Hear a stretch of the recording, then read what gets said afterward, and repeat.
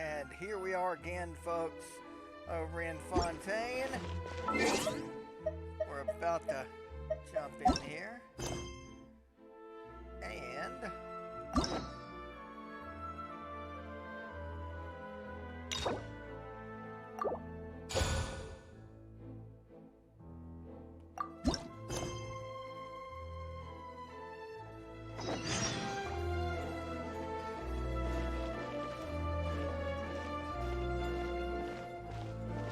hold on.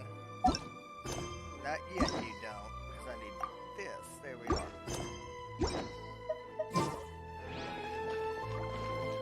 The Adventurers Guild is down here.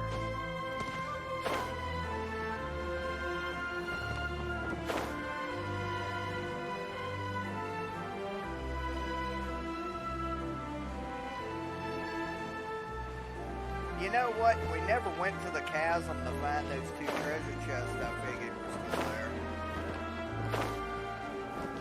But that's alright, we got plenty of time. They ain't going nowhere. Hey, Catherine, it's us. Got any new commissions? Specifically one with a huge more attack, perhaps? Paimon's just being enthusiastic. We're old friends now, she gets it. It's always a pleasure to see our two most avid adventurers again. Looking for the next challenge, I see. Actually, we do in fact have a rather urgent commission that is still open. Having read the details, however, I don't believe you'd consider it to be lucrative. Don't worry about that. We were just kidding. So what's the situation? To put it simply, the requester is looking for a temporary replacement actress for their musical. The original cast member ran into some issues, and is currently unable to perform the role. But the troupe has also been experiencing some financial difficulties, so unfortunately they cannot afford to pay the replacement actress. That does sound like a tricky situation. So basically they're looking for a volunteer? That's right. Our adventurers reached out to many actresses, but none of them were willing to take the job.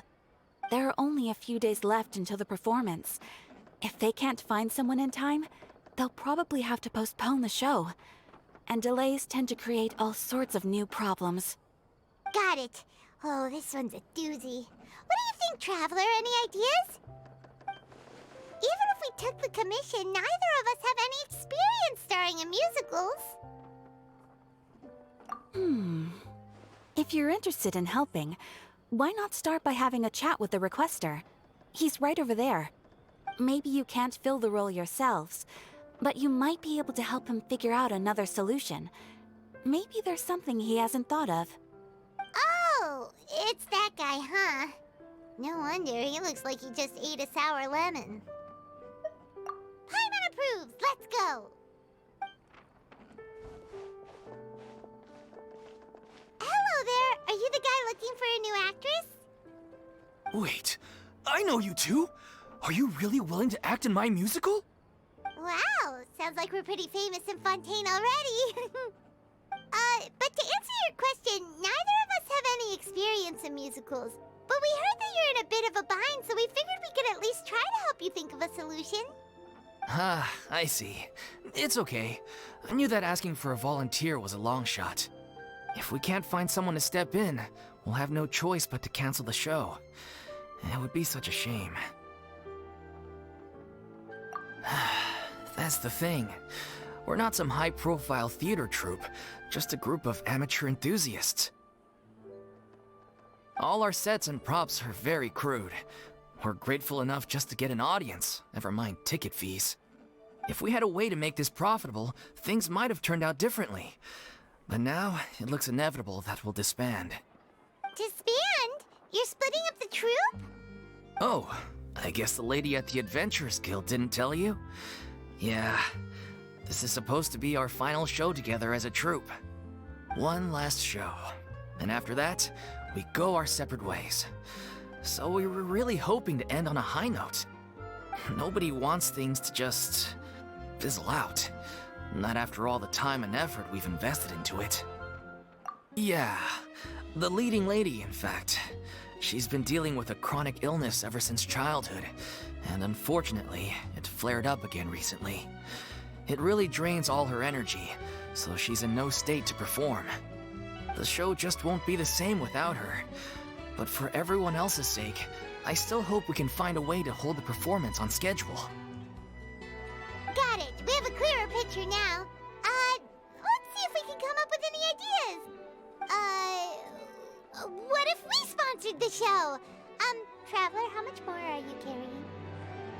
Please, Not there's enough no for need to go that. that far. I wouldn't feel right asking such a huge favor, and I can't promise that we'd ever be able to pay you back. Good point. If the actress just goes through the motions for the Mora, that's not exactly rescuing the show. We should find someone who will put on the best performance possible. Oh, wait! What about... you know who? That's how you know we're the best of partners. Anyway, she should have all the free time in the world right now.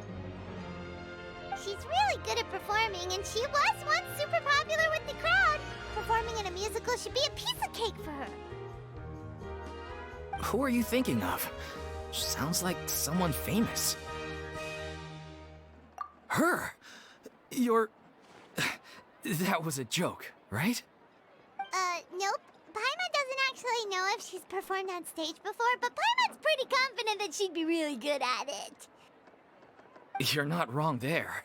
She has actually performed in a number of big-name shows before. They were one of the reasons she was so popular. But even if she's no longer the Hydro Archon, it's not like she's suddenly a commoner. She's still an idol to many people in Fontaine, including myself. I just think Lady Furina might feel a bit out of place in an amateur troupe like ours. Well, yes, but... Fair enough. I mean, if she was actually willing to, then of course I'd be honored to have Lady Furina star in our show. I'm sure the rest of the troupe would be delighted too. I'm sure everyone in our troupe has probably dreamt of performing on stage with her one day. Of course, it all depends on whether she's interested. She might consider this opportunity beneath her. No point in stressing about that. We'll only know if we ask her. And besides, things are different now. There's no reason for her to be all high and mighty anymore. Thank you for your help. I guess I'll just stay here and wait for the good news. Good luck. Wait, where does Furina actually live nowadays? She used to live in luxury at the Palais Mermonia, but she's, moved out, right? As it happens, I have her current address here. I can provide it to you. Woo! When did you get here? I came over when things were starting to sound more promising. I thought I should be at the ready in case my assistance is needed. It is my duty to support commissioners in any way I can. Thank you, ma'am. Thank you so much. Well, now that we've got the address, we'll go find Furina. Back in a jiffy.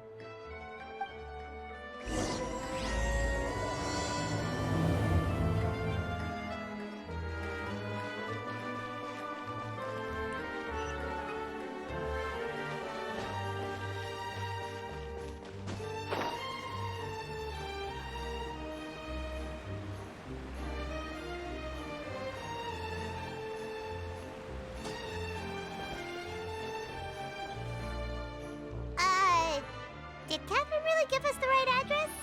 She lives here?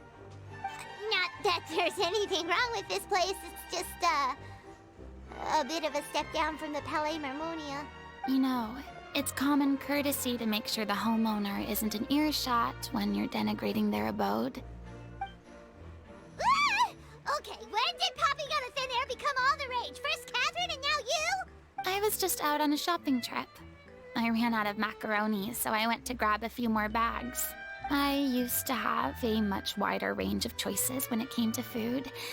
But now I'm finding that simple, traditional home cooking can be quite delicious too. Not at all. As long as you have different kinds of sauces in, you can have macaroni and tomato sauce one week, macaroni and bolognese the next. Oh, Sounds like you're really struggling to cope. How rude! Questioning my cooking skills. The audacity! It's not like I have a very eventful life these days. Actually, I barely leave the house. So I don't see how it's unusual that my meals are a little simpler now, too. Besides, I'm sure I could master dishes like la lettre focilor or blubber profiteroles in no time, if I felt so inclined. Ah, there it is. You don't know how to cook. Not yet, maybe, but... Anyway, what are you even doing here? I do hope you didn't come here just to ogle at my fall from grace. Let me first be clear that I'm not taking guests at this time. So if you're just here to clown around, then please be on your way. Shoot! Sorry! We're sorry! Please don't be mad! Yeah, exactly! What the Traveler said! Paimon wasn't trying to make fun of you. Hang on a sec, you weren't exactly holding back either. My help? Well, maybe you're forgetting that I'm no longer the mighty Hydro Archon. I don't even have a vision, you know. Don't worry, it's nothing that serious. It's just very specific, and you're the one with the power to help. Oh? Well, if that's the case, then fine. I'll spare you the lecture about your attitude just now. So tell me, what specifically makes this matter so specific? Ah, I see. I knew you couldn't have come all this way just to amuse yourselves at my expense. After all, I was once the brightest star in all of Fontaine, well-versed in all the various performing arts. A mere musical is well within my capabilities. But given the present circumstances, I'm afraid I must regretfully decline your casting request. How come? It sounds like this would be a breeze for you. True, but I have made a decision to retire from the stage. Although I am no longer required to play the role of the Hydro Archon, the time I spent inhabiting that character has left an indelible mark on me. Centuries of pretending to be a different person changes you completely. I'm not the same person I once was. Of course, that can't be undone now. It's too late, and I have no intention of reinventing myself all over again. But at least I can say that I no longer desire to play any new roles. Paimon can understand, but this is just a one-off part to fill in for someone who's sick. Surely that's okay. Whether it's a one-off or not, it's a boundary that I've committed to no longer cross. If I make an exception to the rule now, I'm just leaving a back door for myself, which would be the same as not having a boundary in the first place. So I'm not going to perform, and that is that. Okay, guess there's no convincing you. Well, is there anything else we can do to help out the troupe? Otherwise, they'll just have to disband without any fanfare. Do you know any other actors who might be interested in the role? Nope. Short and to the point, okay. I've never been great at maintaining relationships. Besides, anyone I've ever worked with probably couldn't wait to get rid of me. Since I'm just an ordinary person now, they'll probably just laugh in my face if I go asking them for help. True, but I mean, could you even blame them? I show up out of the blue, begging and groveling for their help with a show they won't even get paid for? Oh, no way. I'm dying from embarrassment just thinking about it. Nope, not happening. Well, is there anything else we can do? This performance really means a lot to the guy we're working for. I just got to interject a little bit here, Paimon. Don't we know a whole flock of people in friggin' both in Liyue, Sumeru, and Inazuma that could help out? Have I not made myself clear? You're barking up the wrong tree. I don't want this job, nor do I know of anyone else who would. Sorry. I didn't mean for that to sound so harsh. I wish I could help, really. But if I thought I had the answer to this problem, I would have said so by now. It's all right, Furina. Paimon just wanted to make sure we tried everything. Oh, everyone in the troupe will be so disappointed. I mean, there's Yujin and Liwei. And if we really get down to it, oh Lord, Ito would help. Hope it doesn't come to that. Yeah, I guess that's all we can do now. All right then, we'll see you around, Furina. Toodaloo to you too. I'm going home to take a rest now.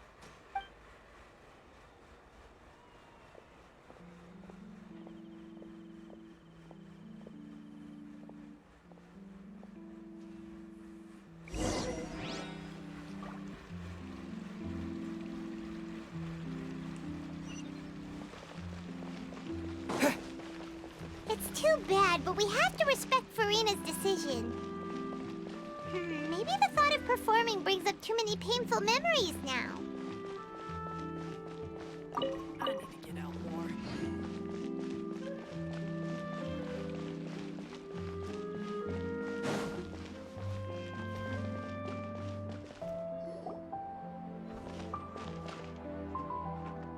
Huh?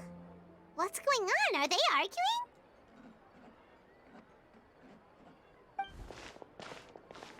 That's besides the point. I'll ask you again. Why did you start looking for a replacement without my consent? When did I tell you I'm going to take a step back? You didn't need to say it. We've known each other for how long now? We know the signs. But you never tell us about your illness, even when it's clearly flaring up. And that gives you the right to make a decision on my behalf?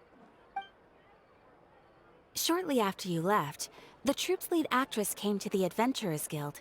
She believes that she's healthy enough to perform. Excuse me, but can you both take a moment to discuss something else for now? The adventurer assigned to your commission has returned. Sorry, I was just dealing with a little misunderstanding. So, how did your conversation with Furina go? Sadly, it's a no from her. We tried to persuade her, but she wasn't having it. She doesn't want to play the role for personal reasons. I see. Well, circumstances have changed a little, so maybe that's not such bad news after all. You see, our leading lady has just informed me that she's well enough to make it to the show after all.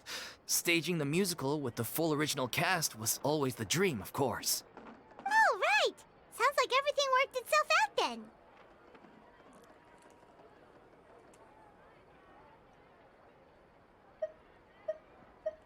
Yeah, she'd be livid. We'd get the scolding of a lifetime. Jeez, is Lady Furina really so harsh with people? Only joking, calm down.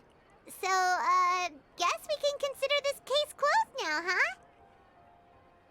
Despite the fact that we failed to complete the commission, we were still racking our brains for ideas on the way back here. Look, there's no point arguing with you about this anymore. You've made yourself very clear, so I'll stop looking for a replacement. This is the last chance we have, though. If your illness flares up again, there won't be time to find anyone to replace you. So, are you absolutely sure you'll be able to handle it? The whole team is putting everything they have into this final performance. We have to make sure it goes ahead. Yes, I'm completely confident. I've been taking a new medication from the doctor, and it's working brilliantly. I'll definitely be able to tough it out until the performance day. I share everyone's desire to commemorate all our years as a troupe with a proper farewell show. So the last thing I want is to be left out. Every one of us thinks of this troupe as their home, myself included. You're right. I'm sorry. I let myself get too worried about the show. I should have asked for your permission first. All's well that ends well. Sounds like the show will go on.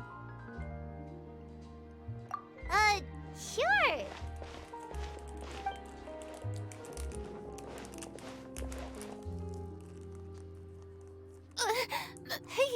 but you... I was just passing by because I realized I forgot a couple of items on my shopping list. All right, I'm coming. No need to drag me.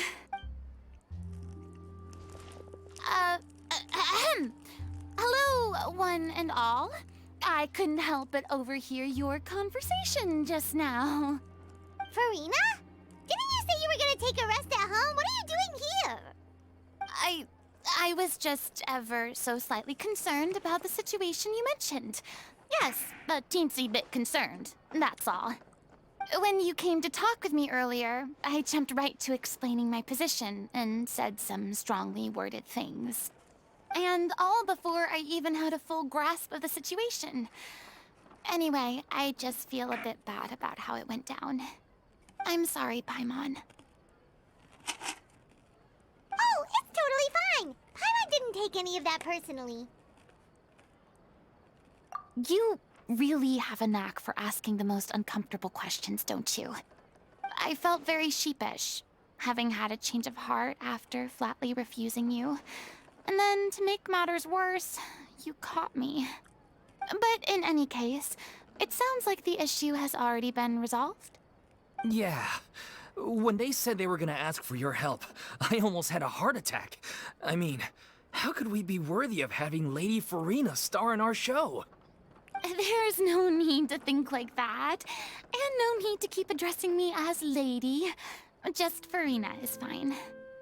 I was wondering, if this troupe is so important to all of you, why does it have to disband? If the difficulties are purely financial, then there must be a solution. You could put the shows on pause while you look for a sponsor, for instance. Everyone seems so devoted to the troupe. I'm sure if you keep chipping away, you'll find a way through. We all want to believe that, but some things are just beyond our control. Everything's been going downhill ever since we lost our director. She was the heart and soul of our troupe. She kept us going. Her name was O'Reilly, and she was the founder as well as the artistic director of our troupe. And tragically, she was a victim in the serial disappearances case. What? That's actually how I recognized these two.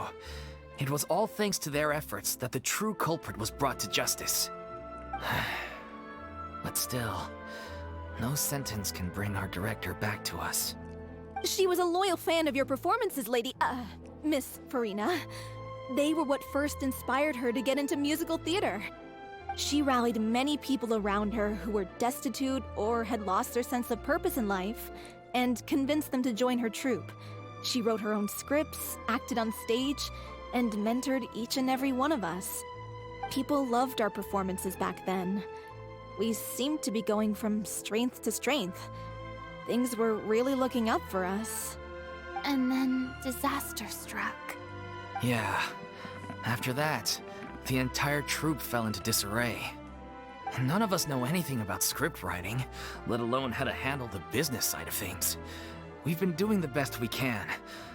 But despite our efforts, things are slowly but surely falling apart. It's agonizing. But ultimately, we'd rather end things now on our own terms than stick it out to the bitter end and watch all our dreams turn to dust. Oh.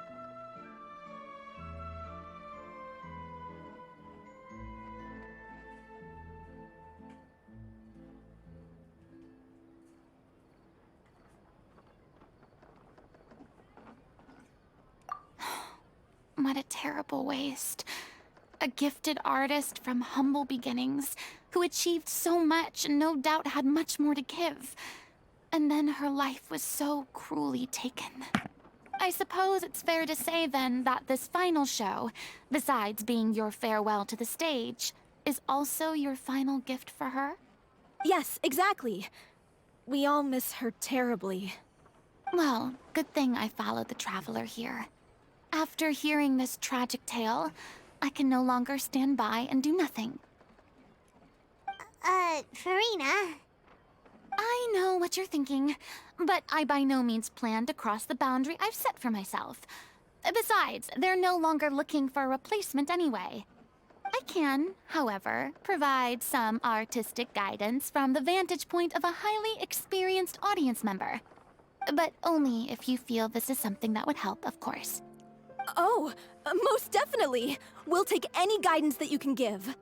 We unfortunately don't have any budget for a consultant, though. Will that be a problem?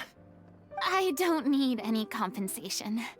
All I'd ask in return, if you're willing, is that you tell me some more about the life and work of your late director.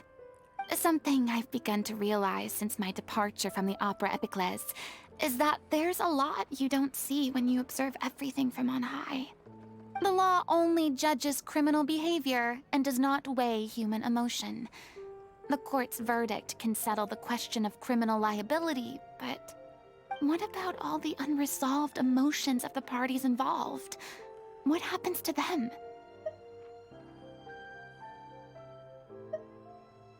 An interesting answer. But if you ask me, I think all emotion shall ultimately return home to the heart and slowly settle with the passage of time. Take, par exemple, how this troupe pines for their late director. Things such as this I have never witnessed before, and so I should like to observe, perchance to understand. Still a fan of your old dramatic monologues then, huh? You just want to get back in on the action, don't you? No. This is a completely different situation. Pearls before swine. The name's not Swine, it's Paimon! Would you be willing to join me? Come on, take a break from adventuring to listen to a story. Thank you all so much. Our director was a huge fan of Miss Furina's performances, as of course we all are. Alright, follow me. We'll go to our usual practice space. Please excuse the size. It's a little on the smaller side.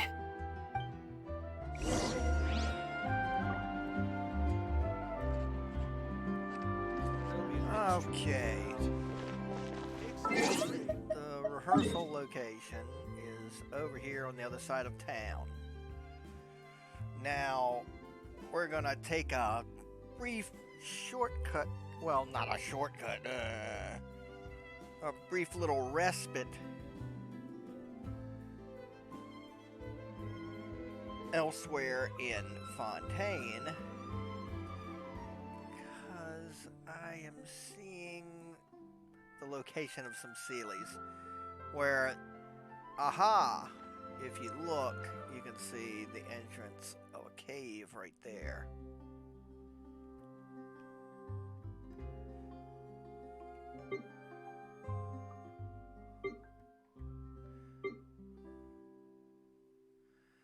Just want to know if I got those Sealies already. There's one under here and one on top of this island.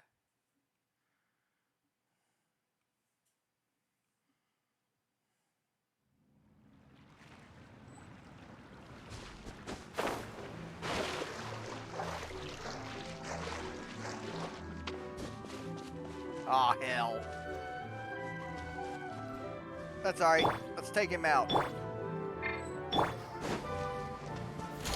Solidify! Gloves off!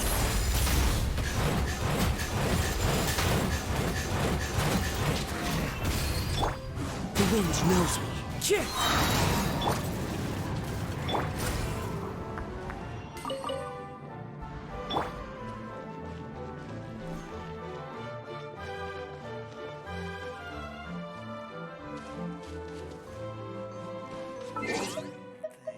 Let me see. It looks as though...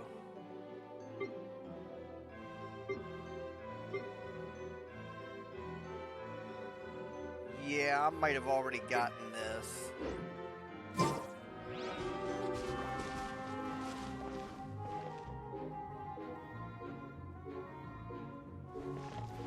No, because there's something over there that we didn't see before.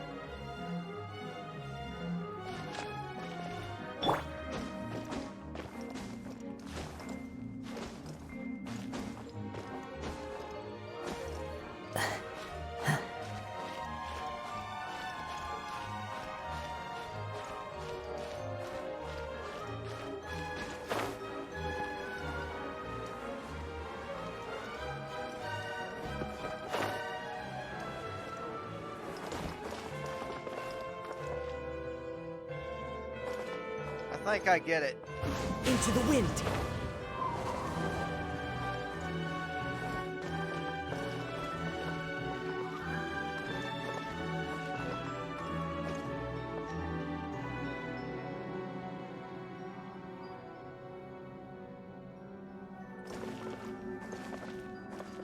Wait a minute, is that a window to another location? No, it's not. Okay.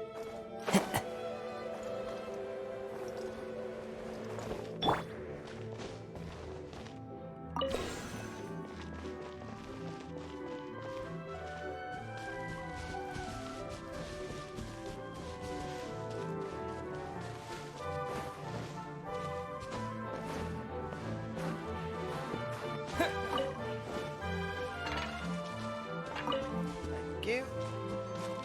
Let's see. You need to.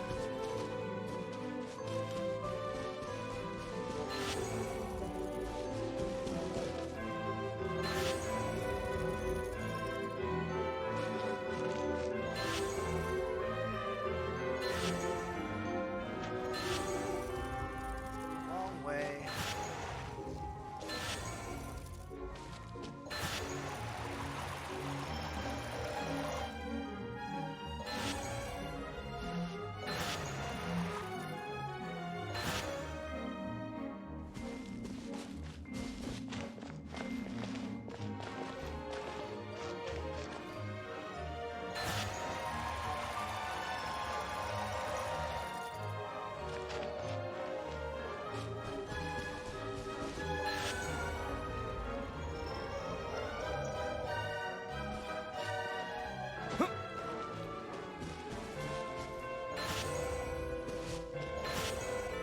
Well,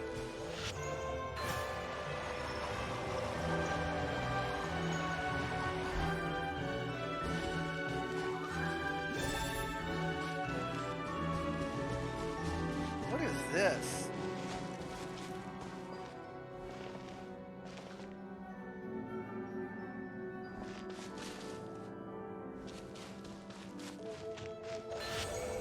No, up, up, up, up, up.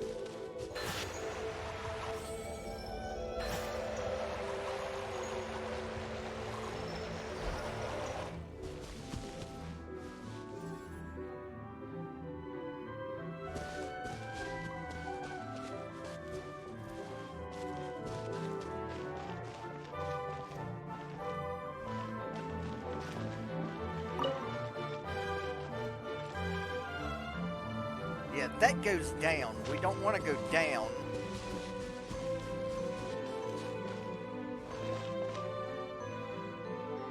Wait a minute.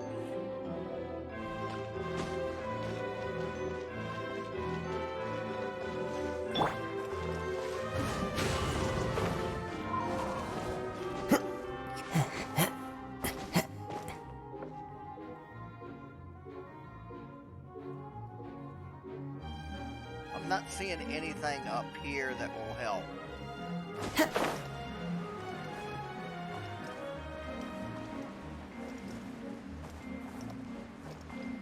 Somehow I need to get this going.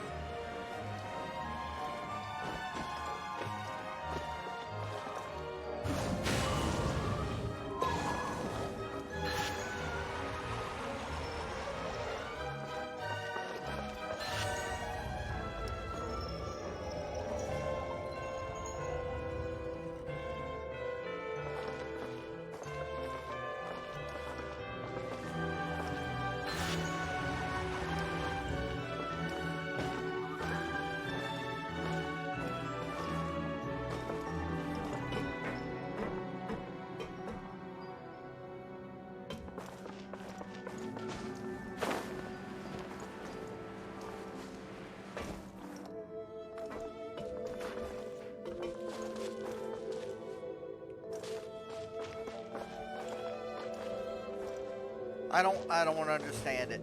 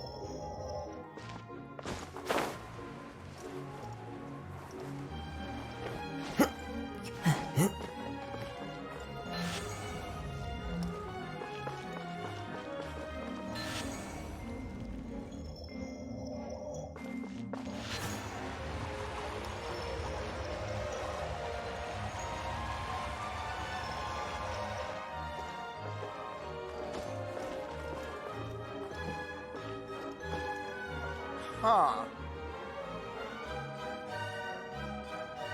Let me take a look at the map. What is this? This pin does not have a description. Why, thank you.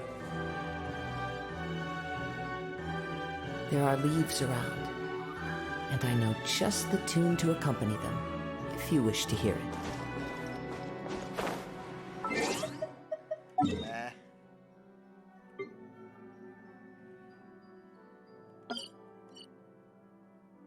Not that.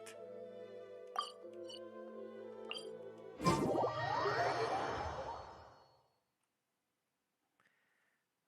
me move the map back where I had it. Alright.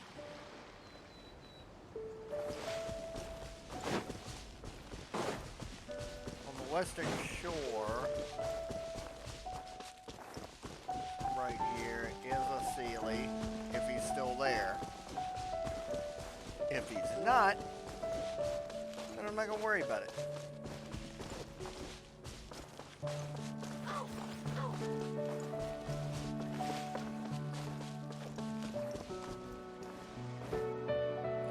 There he is.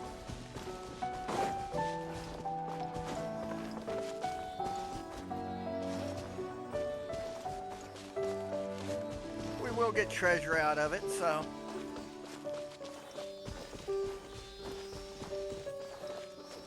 That's the most important part.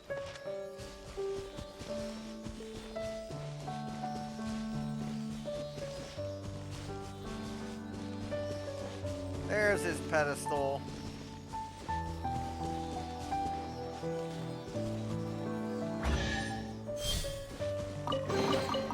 Is this an answer from this world? Uh-oh. Gather! One with nature, as one with wind and cloud!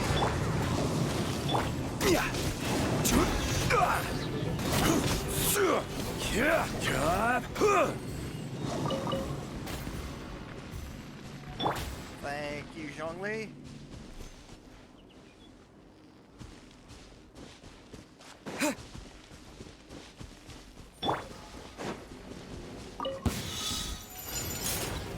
Stabilize! I will have order! Into the wind!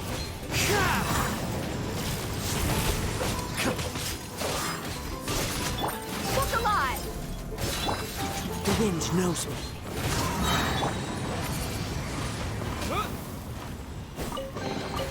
I'll keep this close.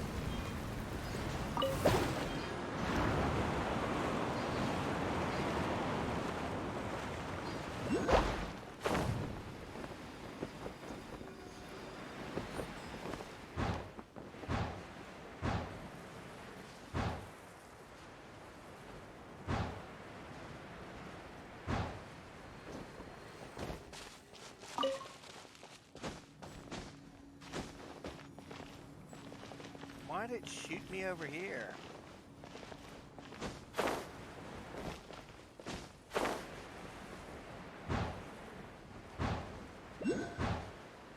Ah!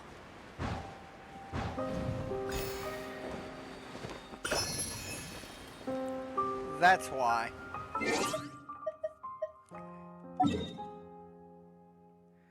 Well, back on task.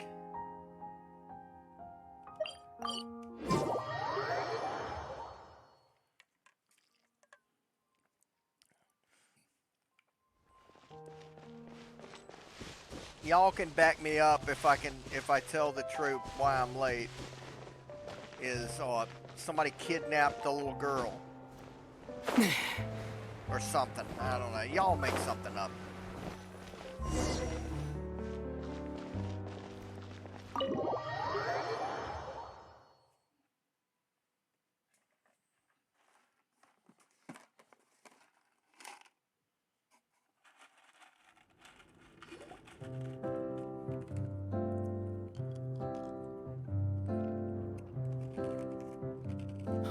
Lady Furina? What's Lady Furina doing here? Hello all. allow me to explain. As of today, Miss Furina will be supporting our production of The Little Oceanid in the role of artistic consultant. These two over here are the ones that made it possible. They kindly reached out to Miss Furina on our behalf. I'm sure they need no introduction.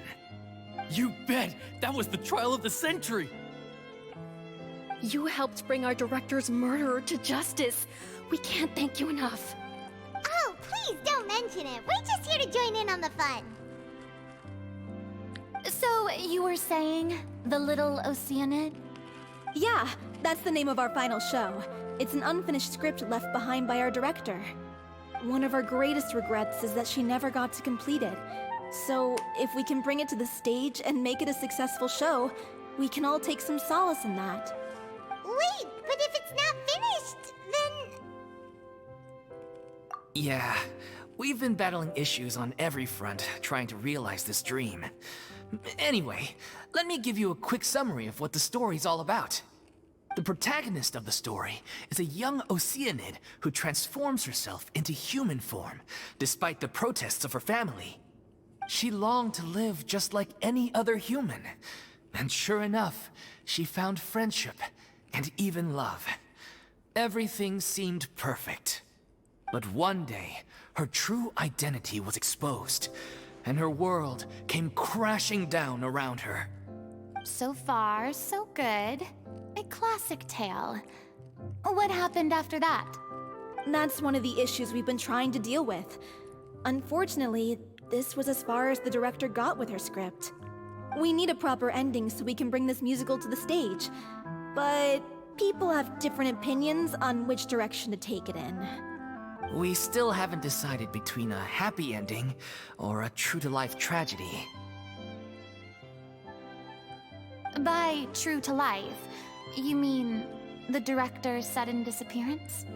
Yeah, like they say, truth is stranger than fiction. But then there's the question of whether we really want to use the stage to pass our raw pain onto the audience. Exactly. A lot of the time, people come to watch a show just hoping for some light entertainment. We have to consider their emotional stake in this, not just our own. And one last thing. We're still waiting on confirmation from two of our main actors. The first is Paulo, who plays the protagonist's lover. He's locked himself away to focus on writing an ending for the script, but the deadline's passed and we still haven't heard from him. The other is Villemont, who plays the main antagonist. He took the director's death pretty hard. Hasn't set foot in the city since. He did write to us, promising that he'll be there for the final performance, but we haven't seen or heard from him since.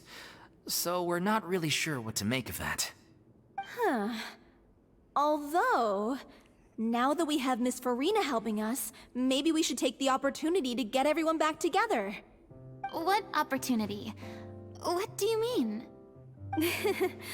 Maybe you're unaware, but your name has always been like a rallying cry for us. Our director was constantly singing your praises. All of us look up to you as a role model. Oh, stop! You're making me all flustered. Although, not in a bad way.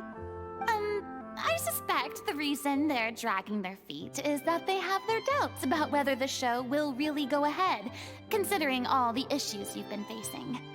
But one by one, all the obstacles are being removed. Now is the time to rally the troops. Makes sense. Okay, priority number 1, let's check in with Paulo and see where he's at with the ending. He went back to Poisson a few days ago. Said that staying in a friend's home might help him to relax and escape the feeling of isolation. I thought the last thing his friend would want right now would be to take visitors, given that Poisson was flooded not too long ago. But I guess it's the opposite. A friend in need and all that. Yeah, maybe he could use some company. Poisson?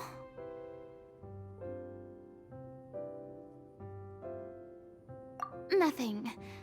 I suppose my presence will be indispensable if we are to restore his faith in the show. So, allons-y. To Poisson! Let's go.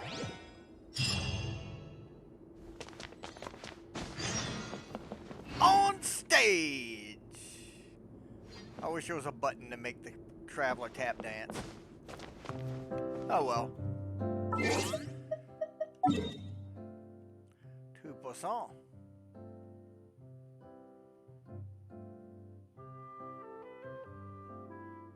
Let's come in right here. Maybe we'll see a treasure chest.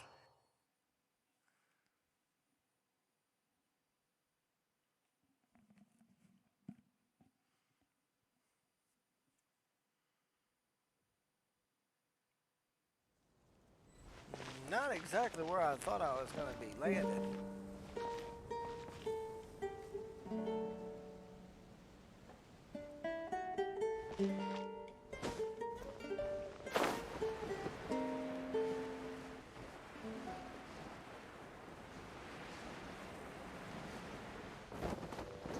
There's some of those bubbles.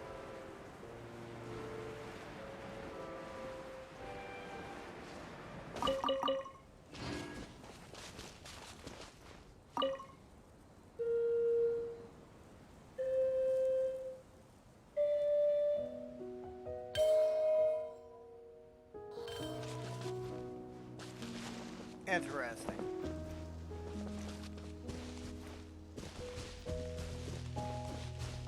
I get the ability right here.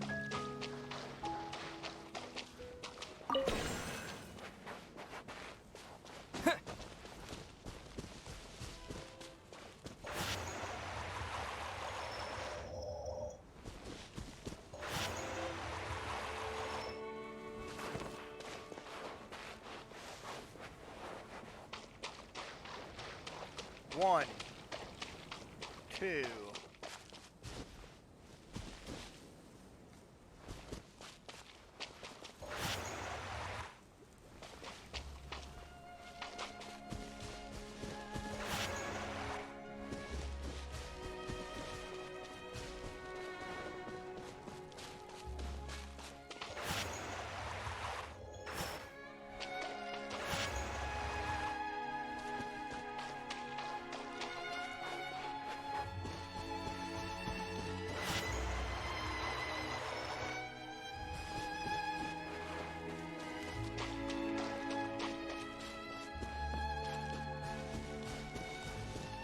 I don't know. Let's see if it works.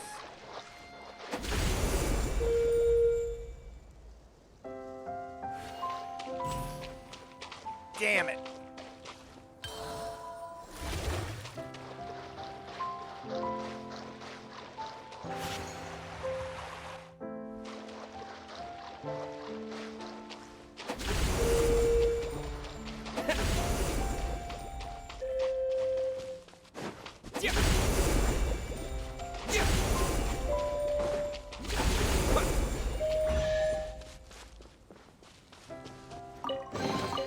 A reward on the road.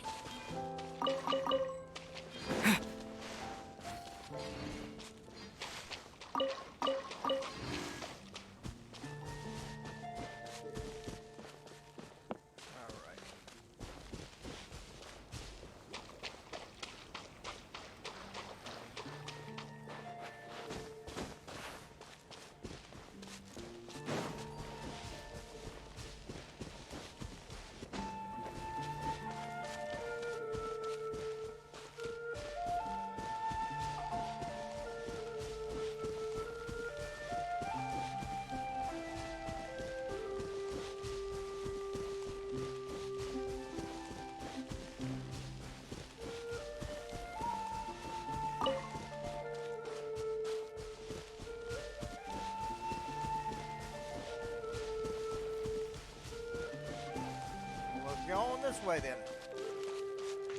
To Poisson.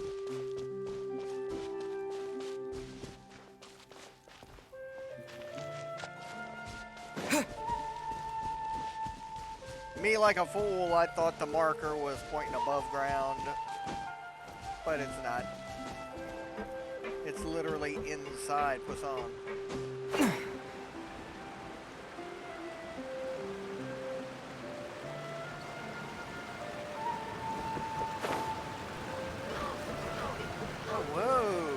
talk to this guy.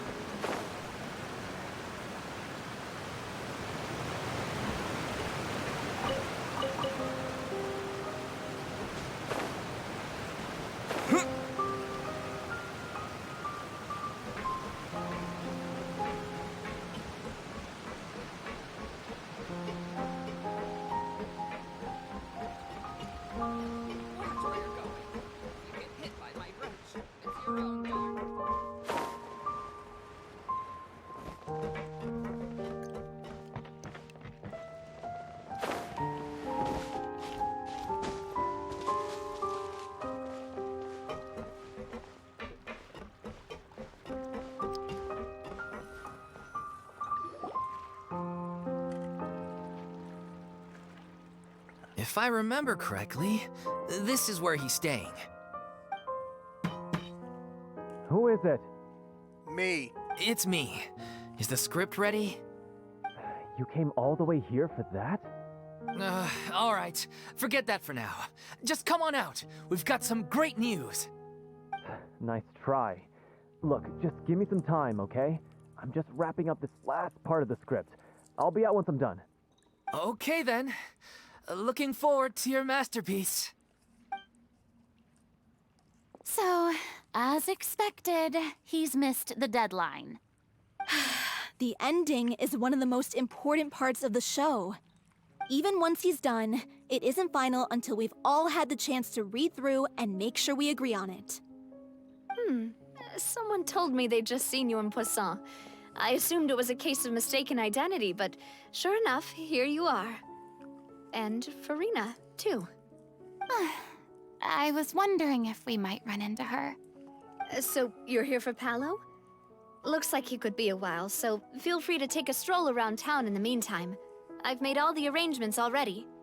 Oh, it's okay. We can just wait here. Thank you for being so considerate, Miss Navia. That sounds wonderful. We'll take that stroll. Get over here, you! How oblivious are you? How are things in Poisson now? Any better? Things are on the mend, but it's a slow process. Some people may never recover from the trauma they experienced. I'm sorry to hear that. I wish there was something I could do. Please, must our conversations take such a depressing turn every time we meet? We all have painful memories, but we don't have to let them cloud everything we do. And if you're trying to make a new start, perhaps it's best if you don't bring up the past all the time. Thank you for your words of comfort. You make a very good point. But for now, at least, I think I should stay with the way I'm feeling for a while longer.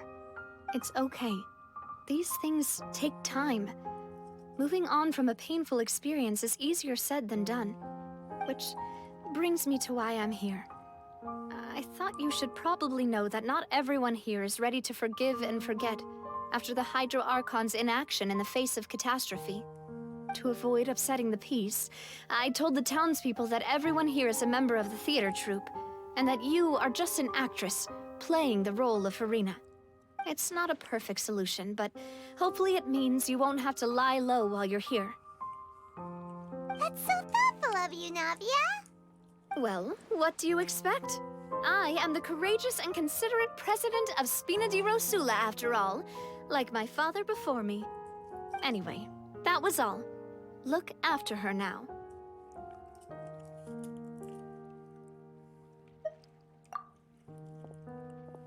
Off we go then. Let's take a look up there. I don't have any friends that I can be frank and honest with, so maybe she's right. You're the closest thing to friends that I have.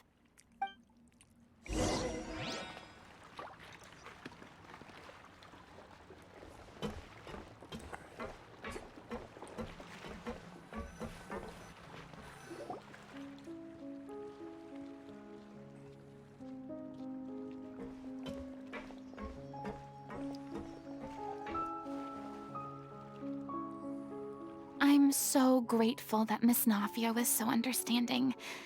To be perfectly honest, I didn't know if I was ready to meet her. It's always easiest to just run away from your problems.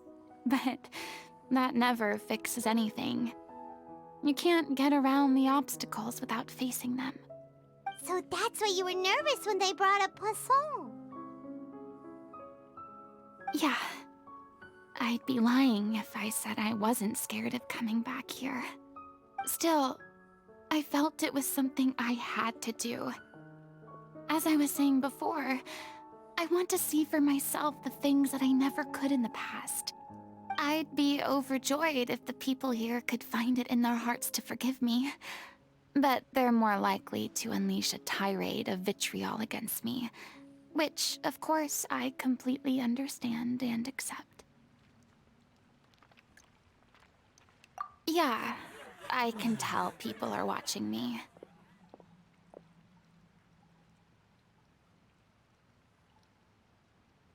I'm sure some people here see the idea of someone coming to Poisson dressed as the Hydro Archon as extremely disrespectful.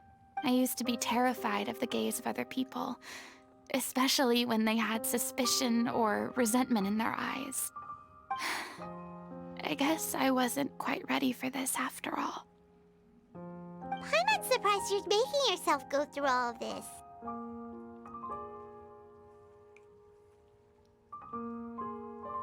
I can't let myself see only the things I want to see. How would that make me any different from before? Look! There seems to be a crowd gathering over there.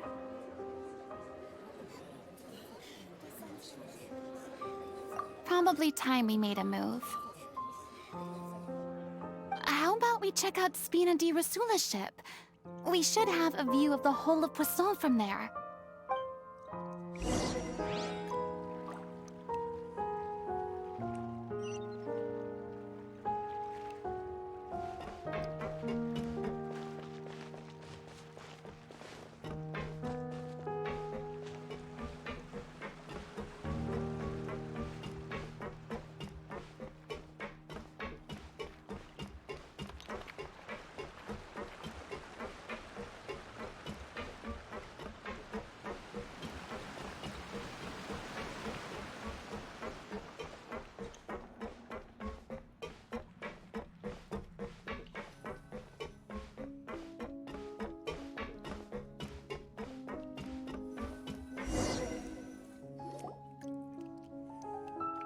I'm sorry. You probably just wanted a relaxing stroll, and here I am dumping all this heavy stuff on you. We don't mind. It's actually refreshing to see a different side of you. Great. Well, I appreciate your company, so please don't disappear just yet. I don't know whether you can tell, but the years of suffering and loneliness aren't the only reason I have a hard time facing up to who I used to be. As I stand here by the ship, I can't get the images of the rising water out of my mind. One after another, people were taken by the water. All those treasured lives and memories washed out of existence in an instant. They thought their god would protect them. They had absolute faith that when disaster struck, a divine power would save them from harm. And all the while, I played my part to perfection to convince them that was true. But then the floodwaters finally came, and the Hydro Archon did nothing. You shouldn't look at it like that. You were only doing your duty. I've had to go through so many moments like that for the sake of protecting the truth. As time went on, it got harder and harder to bear, and I became more lonely and isolated. Eventually, I realized I had nothing left except the truth. I became terrified of completely failing in my task, and was haunted by the thought of being left all alone, weeping on my throne. Fortunately, We were able to avoid the worst-case scenario thanks to the help of heroic individuals such as yourselves. Everyone rose to their responsibilities, and I finally regained my freedom. But on some level, freedom also means no longer being needed. I have no further use to people. Paimon would have never imagined you'd see it that way. Reward?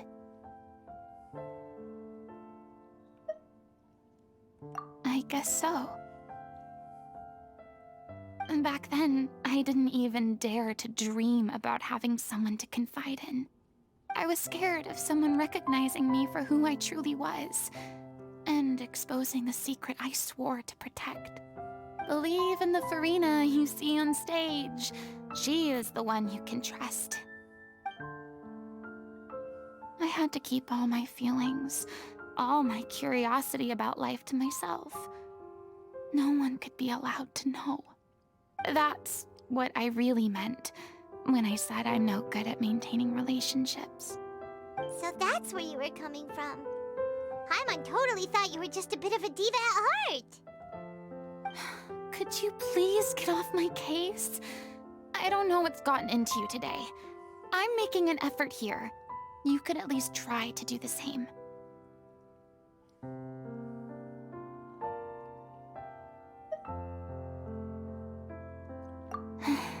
I do. I once had nothing but the truth, and now I'm finally free to live my own life again. And even though I have no idea where I'm going right now, at least the choice is in my hands. All right, it's about time to head back. Paulo should have finished the ending by now. Sure. Okay, let's head back and check it out.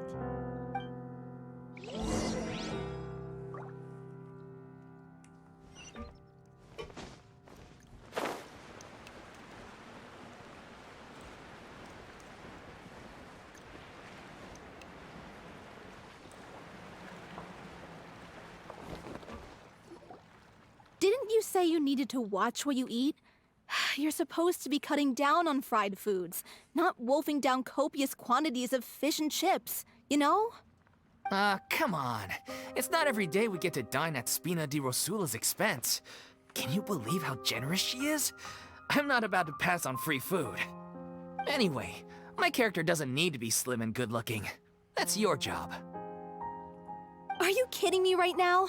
It's not your character's health I'm worried about, it's yours.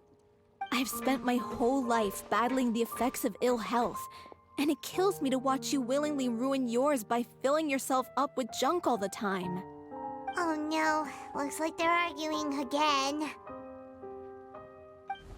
We're back! Could you maybe put your differences aside for a moment? Ah, you're back.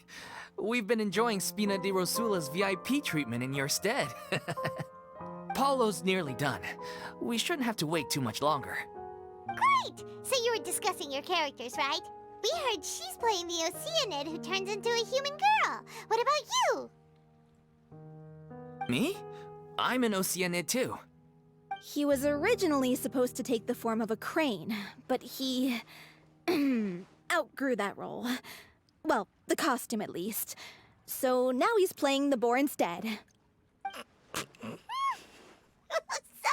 Sorry. The boar's not a bad character, actually. He's the one who raises the little Oceanid, yes? That's right.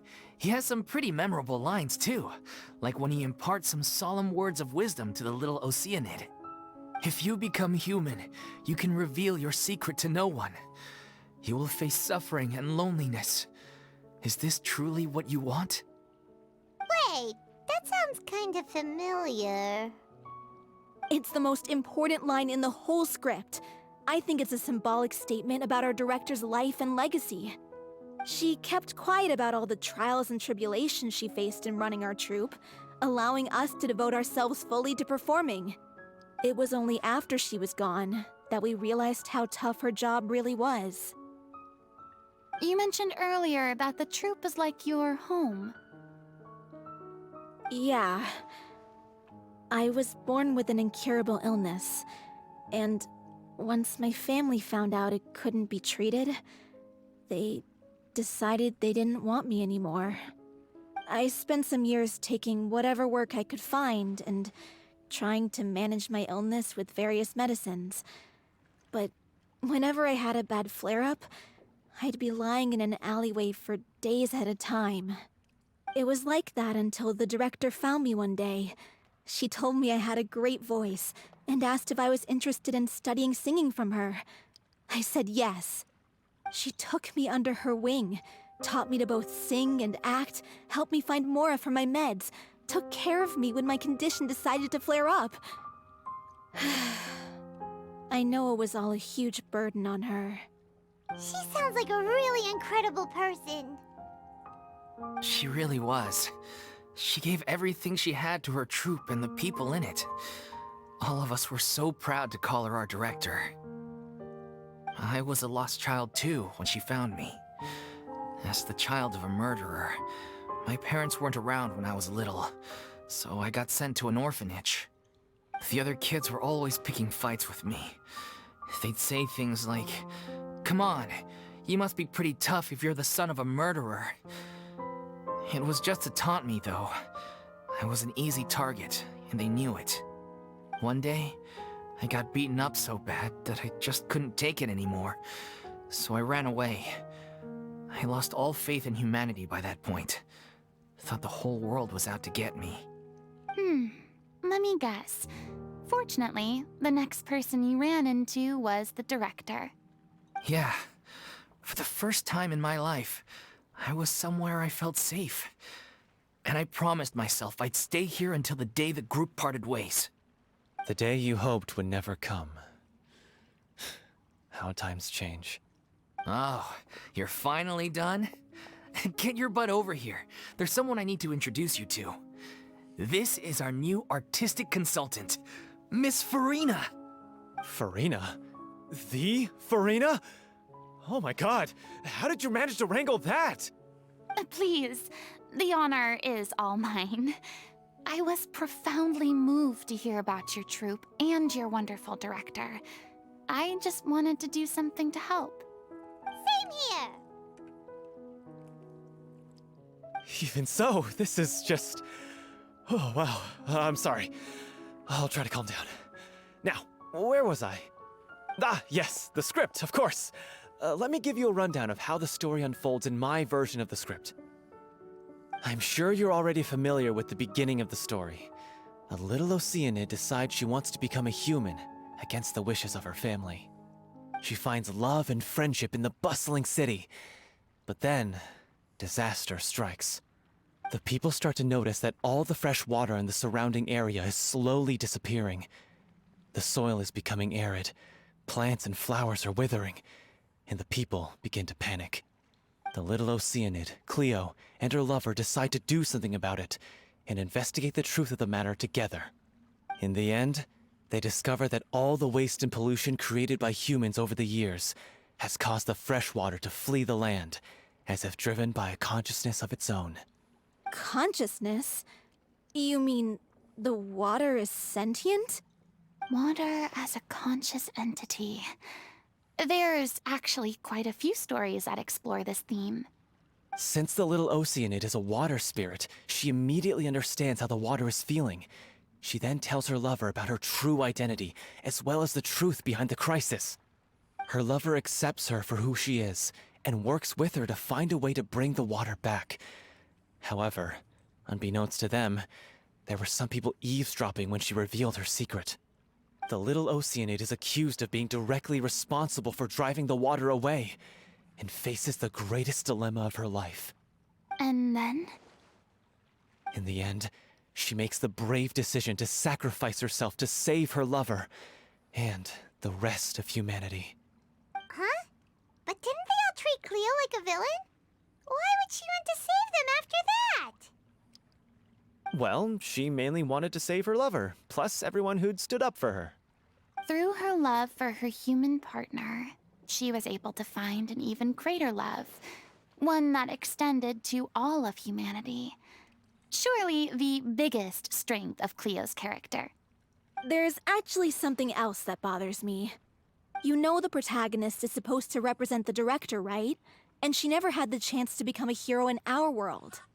If we're serious about dedicating this show to her memory, we should make the ending as true to life as possible.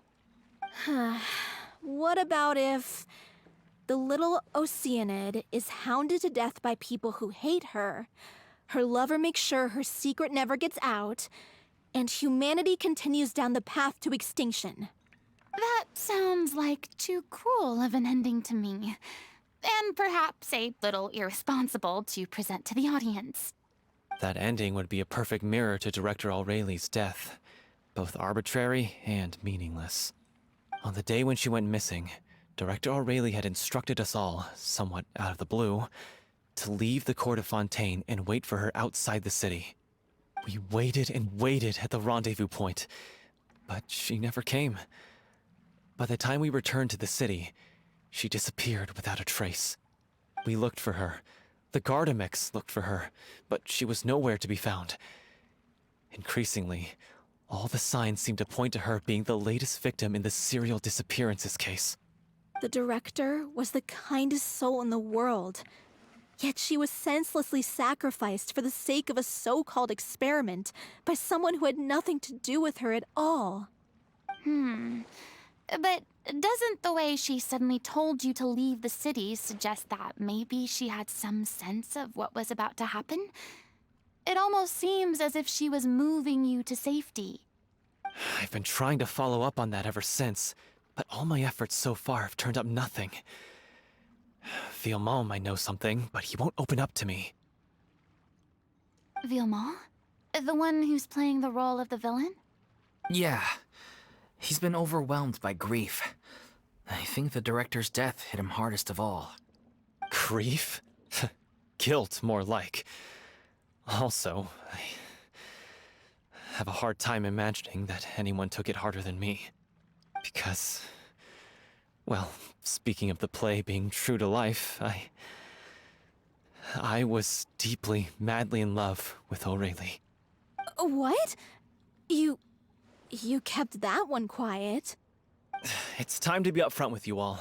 No more keeping secrets from each other. We'll never be able to agree on the ending if we can't be honest about how we feel.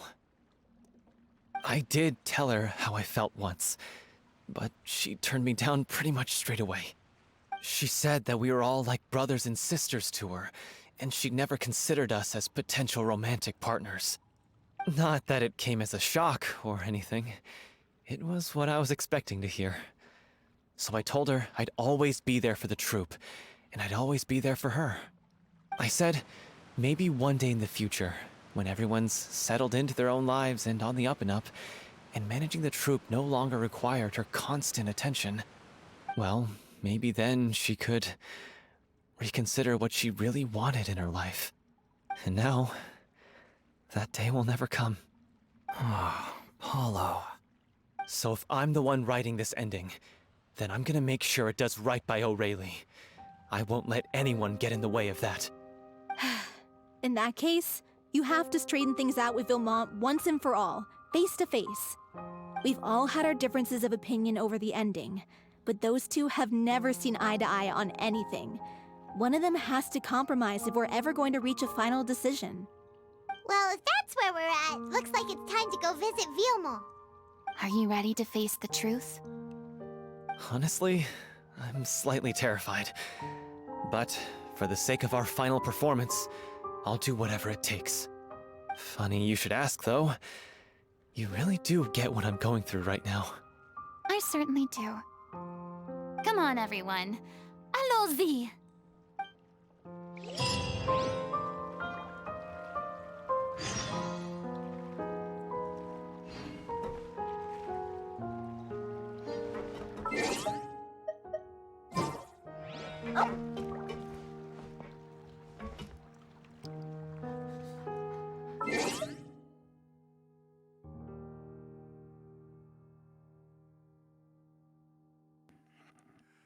Yeah, I thought that dog was going to be perpetually wrestling around on the ground with himself. It was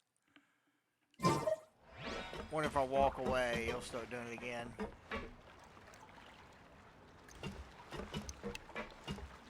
That's the most lively dog I've seen. It's just a decorated NPC. That's the wrong thing. There we go.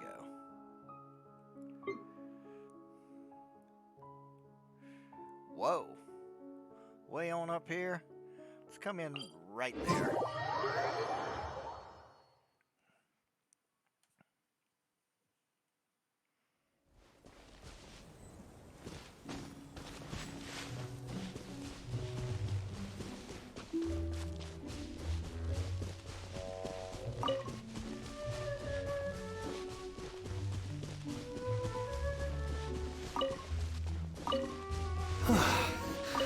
This is tough going.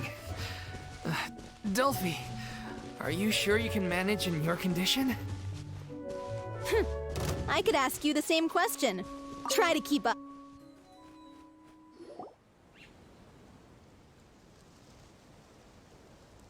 Ugh, as if this journey wasn't tough enough already without a roadblock.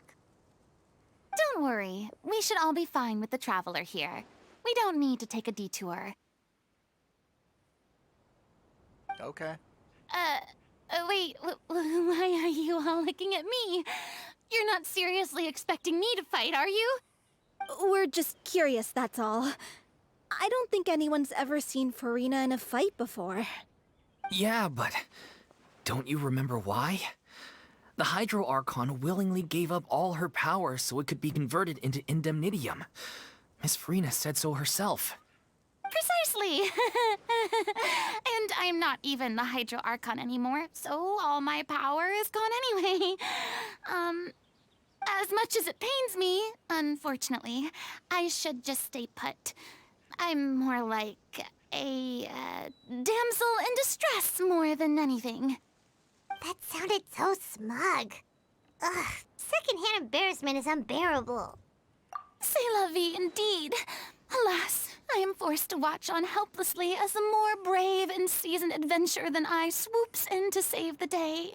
Aw, too bad. I was so pumped to feast my eyes on fight mode Furina. Sorry to leave all the heavy lifting to you. Don't worry, piece of cake. How y'all doing? Solidified!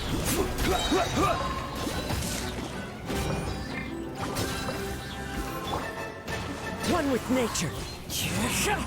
Fallen leaves, adorn my night! Let's get it on! Windblade! With the wind! This is order.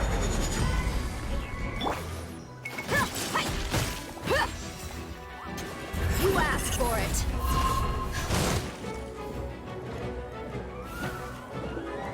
Cha! The wind knows me.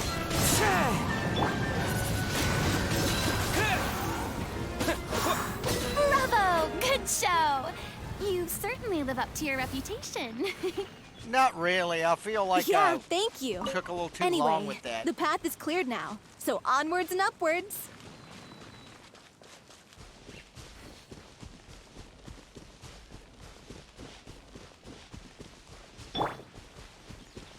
Actually, no. There we go.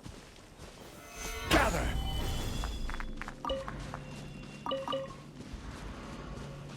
He's stealing your job there, Daya.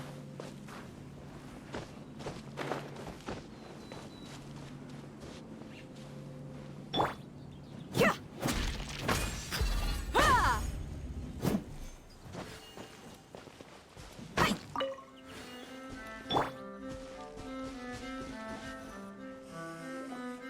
Vilma, are you there? Huh? Oh, it's you guys. Wait, what's Lady Furina doing here? I can explain. We've been rounding up the whole troop. We now have everyone except you. So, you think knowing the truth about the director's disappearance will help you write an ending to the script that pleases everyone. I care just as much as everyone else about making the Little Oceanid a success. That's why I wanted to wait until after the show. If I open this can of worms now, I just don't want to make things difficult between us. We're supposed to be a unit when we're on stage. Viamont, avoiding the truth will not help anyone. Unless you mean to suggest that Aurelie's death had something to do with you. I don't want to talk about it. Listen, Viamont. I used to think that my love for Aurelie was a point of shame. I never brought it up to anyone. But now, I've made up my mind to put it all on the table. I'm prepared to face everything, to sacrifice everything for the sake of the show. The Little Oceanid cannot be complete unless we do justice to Aurelie on an emotional level. This is why people think of you as not being the smart one. As you all know already, the troupe was kept afloat not from ticket sales, but donations from the audience. Of course, that was nowhere near enough.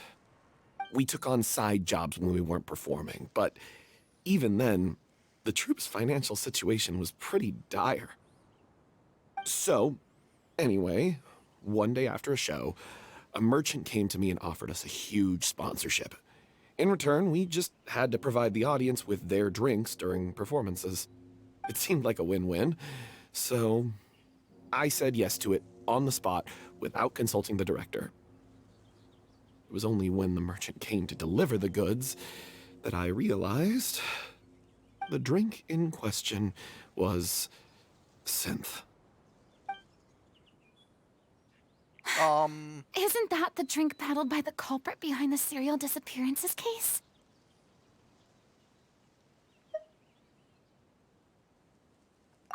I freaked out when I saw the boxes. And I told the director everything right away. She was completely shocked as well. But she didn't reprimand me for making the decision without consulting her. Instead, she contacted the merchant and stated that the troupe could not agree to this collaboration. The merchant was furious, berated us for going back on our word, and threatened to sue us for damages. The amount was astronomical. There was no way we'd be able to pay. And then? I was going to sort it on my own, but the director stopped me. She said that this was an issue for the whole troupe, and it wasn't my fault. But things only got worse from there. The synth merchant just wouldn't let up, and then suddenly the director told us all to leave the city one day. I knew then that things must have reached a boiling point. I admit this whole thing was my mistake. I didn't dare to tell any of you the truth back then, and after the director disappeared, I was even more afraid to say anything.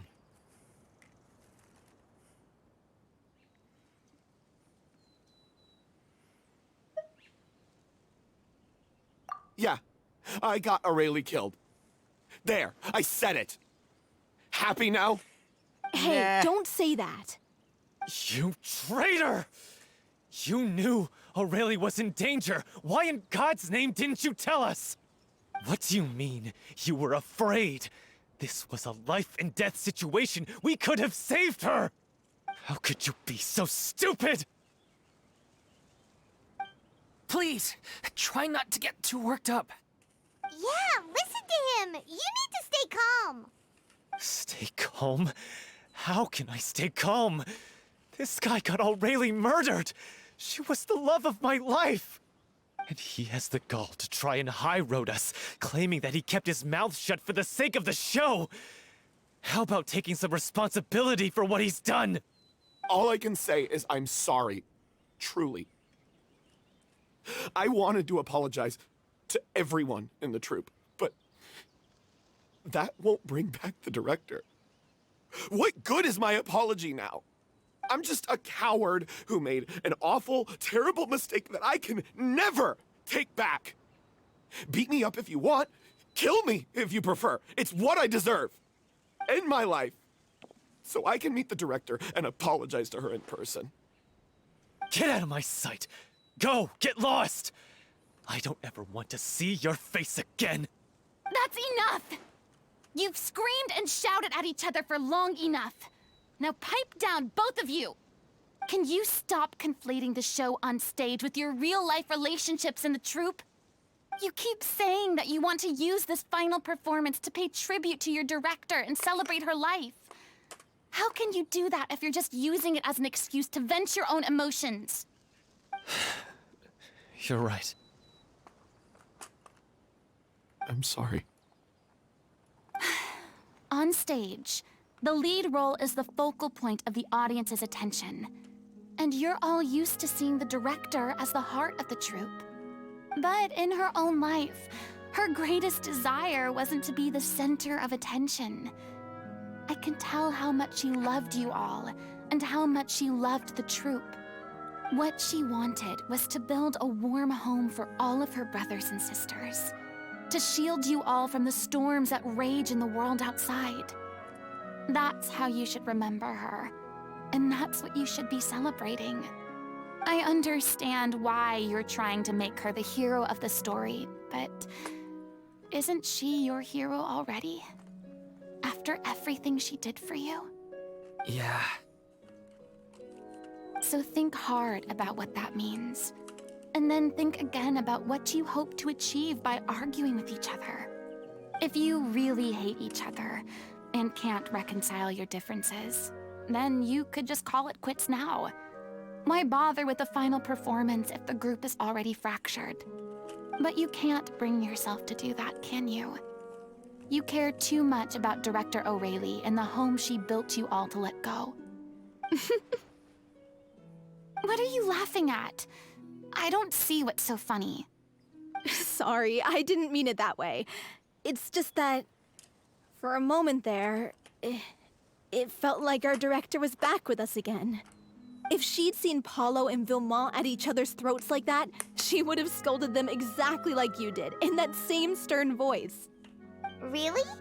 But she sounded like such a gentle person. Of course she was. Even her harshest lectures came from a place of kindness, and it showed. She really was a truly outstanding person. What you said, it really puts everything into perspective. I'm truly sorry. I really meant for this to be a genuine apology, but I ended up making it all about me and my self-pity. It's all right. Let's save all this for after the performance.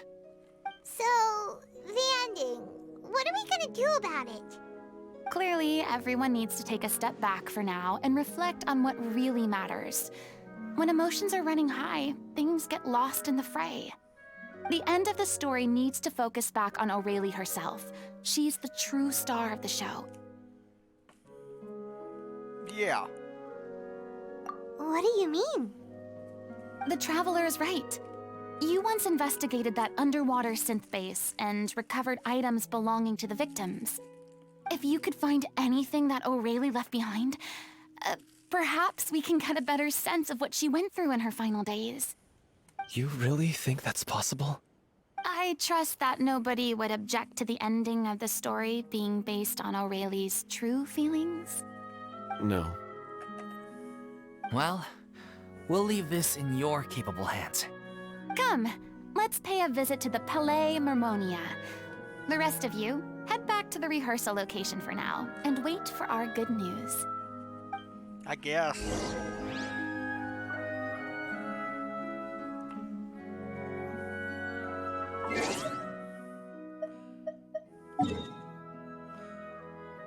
No, we're not far off. We could just try to make our way back on our own. Wonder what this one will take us. Let's go. Up we go.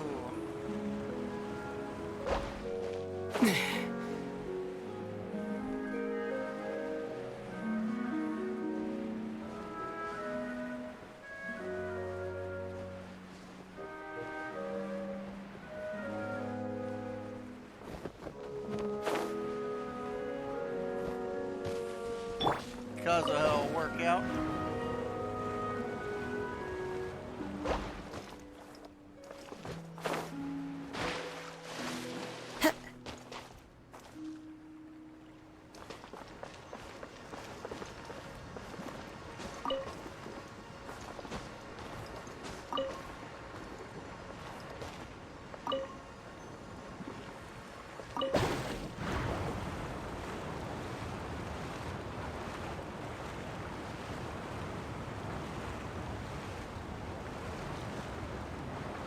not exactly where I thought I was headed with this.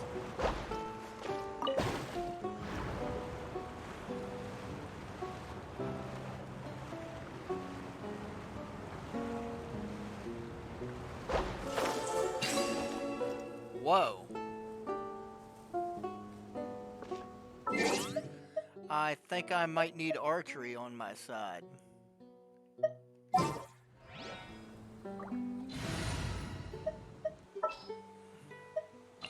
Who ate a poisonous mushroom this time?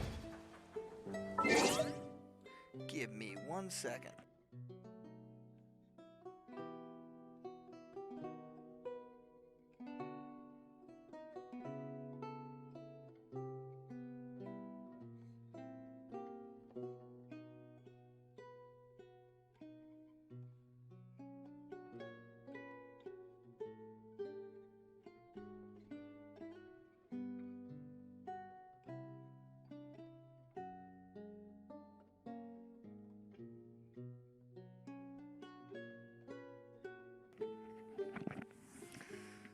Sorry about that. I had a great big pizza arriving at the front door.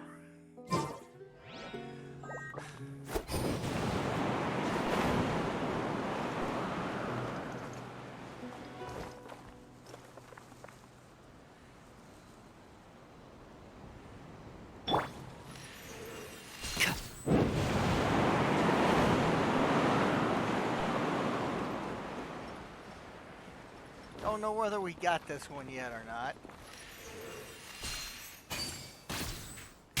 Damn it.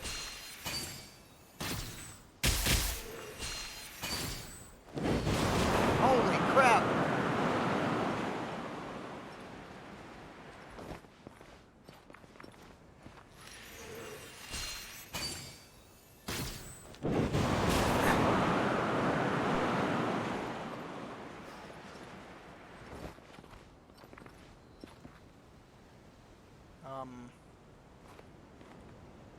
I guess we did. Oh well. But we're exactly where we need to be, is above. And now we can go on, just glide over. Just get over top of Cinderella's castle here and end up in Fantasyland.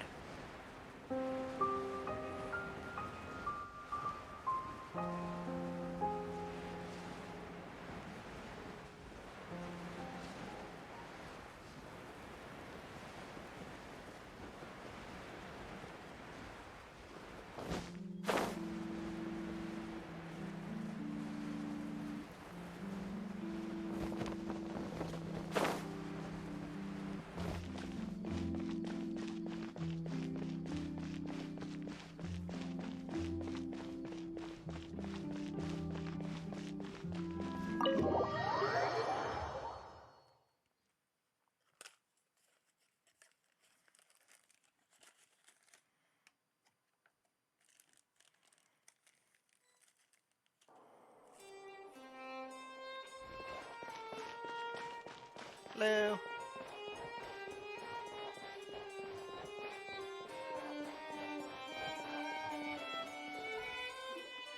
You want to review some recovered items connected to victims of the serial disappearances case? But, that case has been closed for quite a while now. Still, since you were the ones who discovered and submitted the evidence in the first place, you don't actually have to submit an application. Okay, please hold on. I'll have someone dig them out.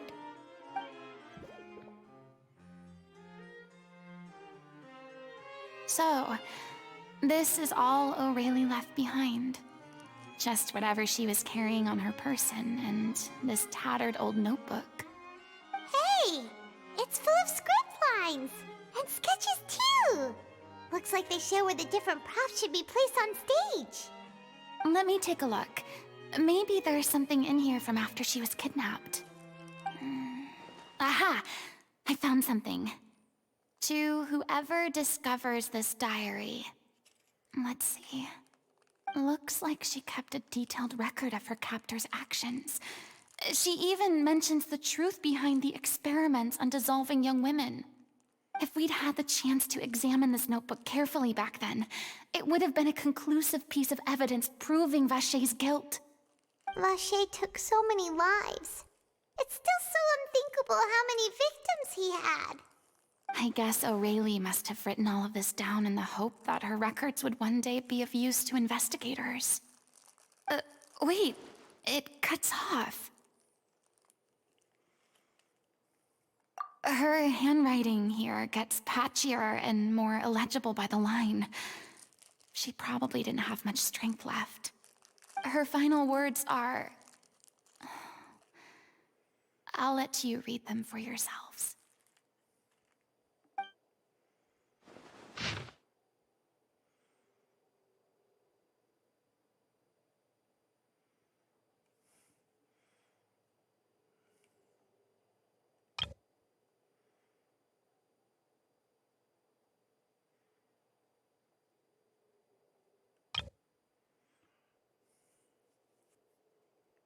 Uh-oh.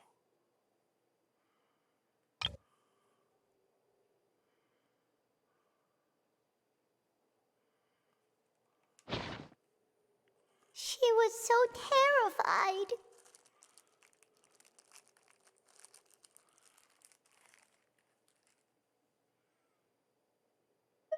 She may have been a mighty hero in the eyes of her troop, but at the end of the day, she was only human. I can't bear to think how painful and lonely her final days must have been. Wait. This part on the last page sounds strangely familiar.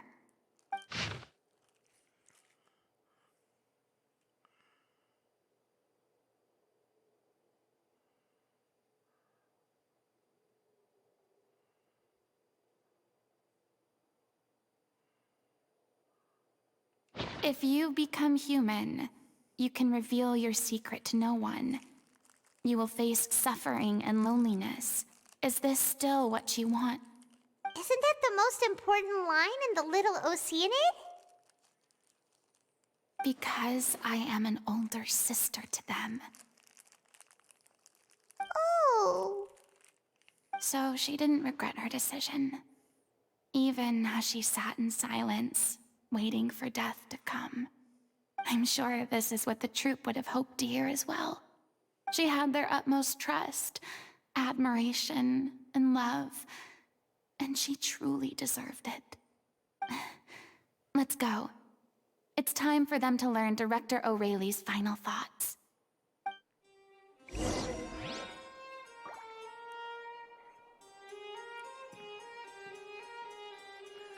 Okay.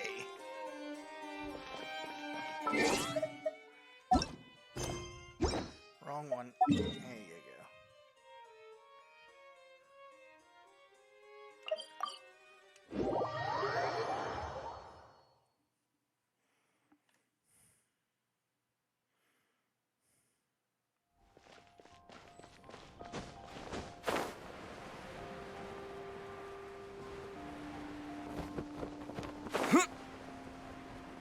Hi, kids.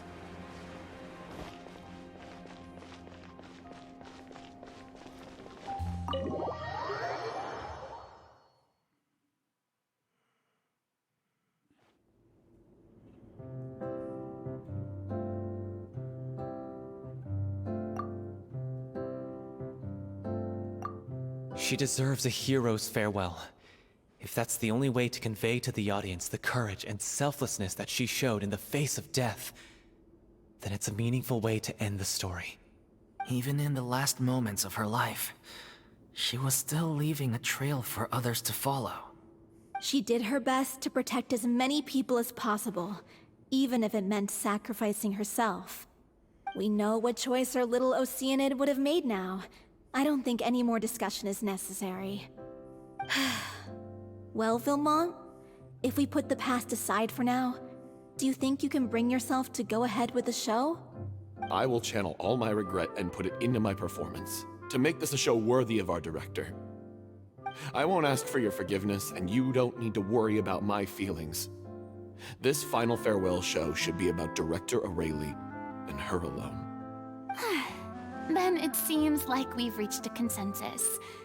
I have a feeling that this will turn out to be the most mesmerizing performance of your lives. Really?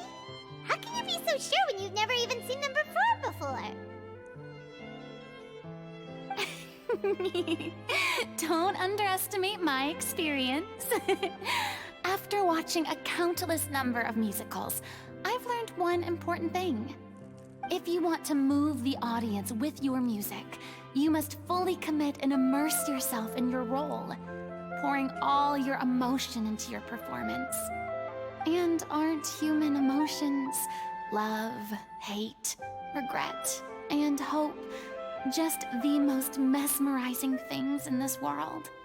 I don't believe anybody could be more committed to bringing this story to life on the stage than they are now. Thank you for the vote of confidence, Miss Furina. And thank you for supporting us through all this. Then, let's not delay things any longer. We need to discuss the details of the ending and get it nailed down once and for all. Actually, before that, I'd like to make a proposal. During the curtain call, please allow me to use the director's name instead of my own. Huh? But then... After all, this role was originally meant to be played by the director. I'm just filling in for her. Besides, a role commemorating her life should be associated with her name. Well, if you're sure you're okay with that, I have no objection to it.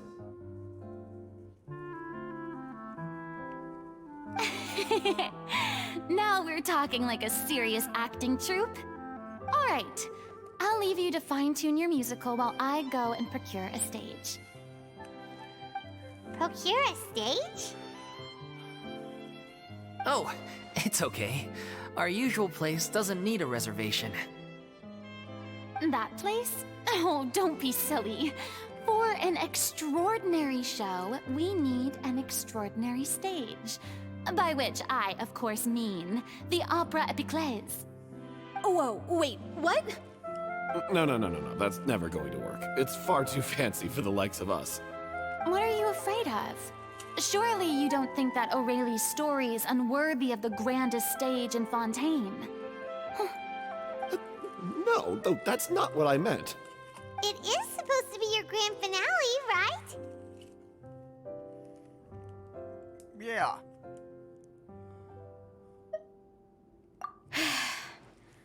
I have no problem with it then. How about the rest of you?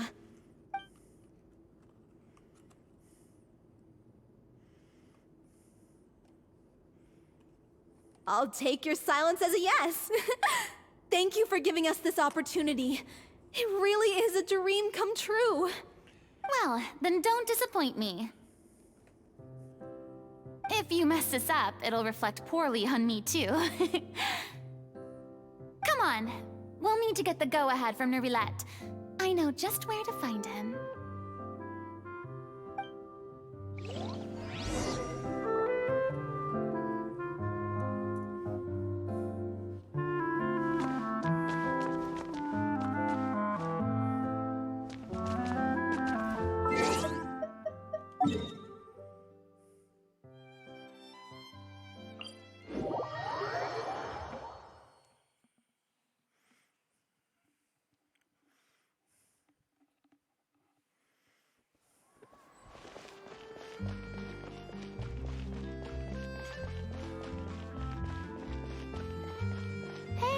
Look at that!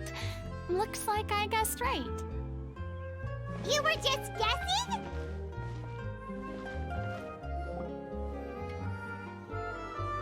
I knew you'd be here.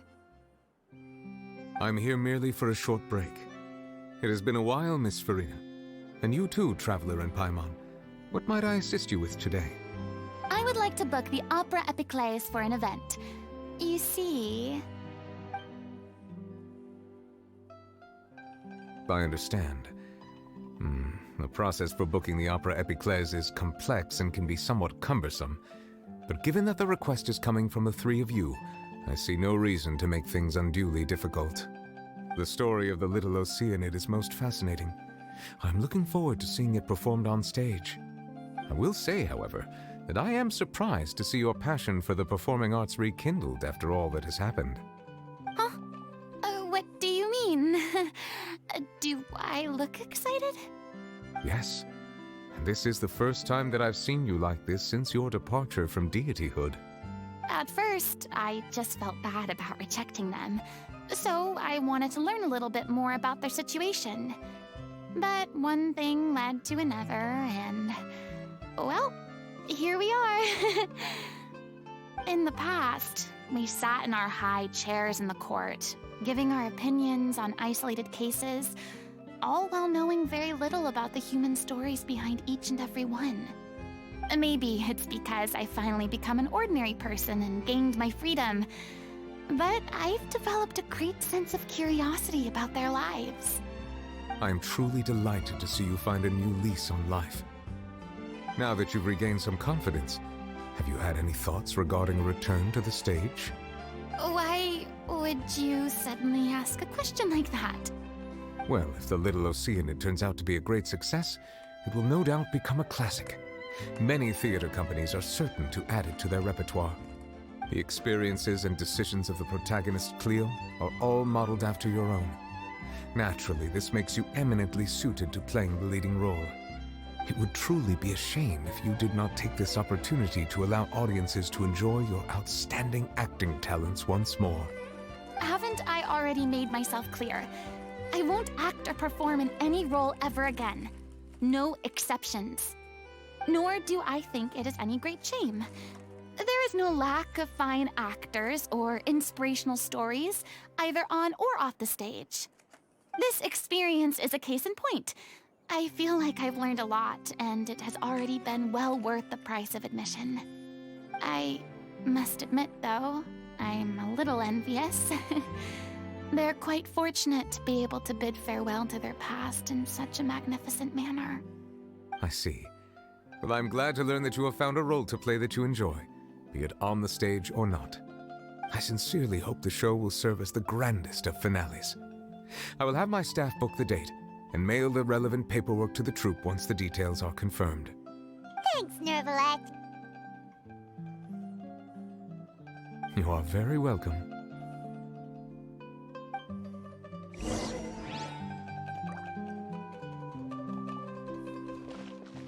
Many people were once enthralled by Lady Furina's performances, myself included. I hope that one day she'll be able to understand that our appreciation was always sincere.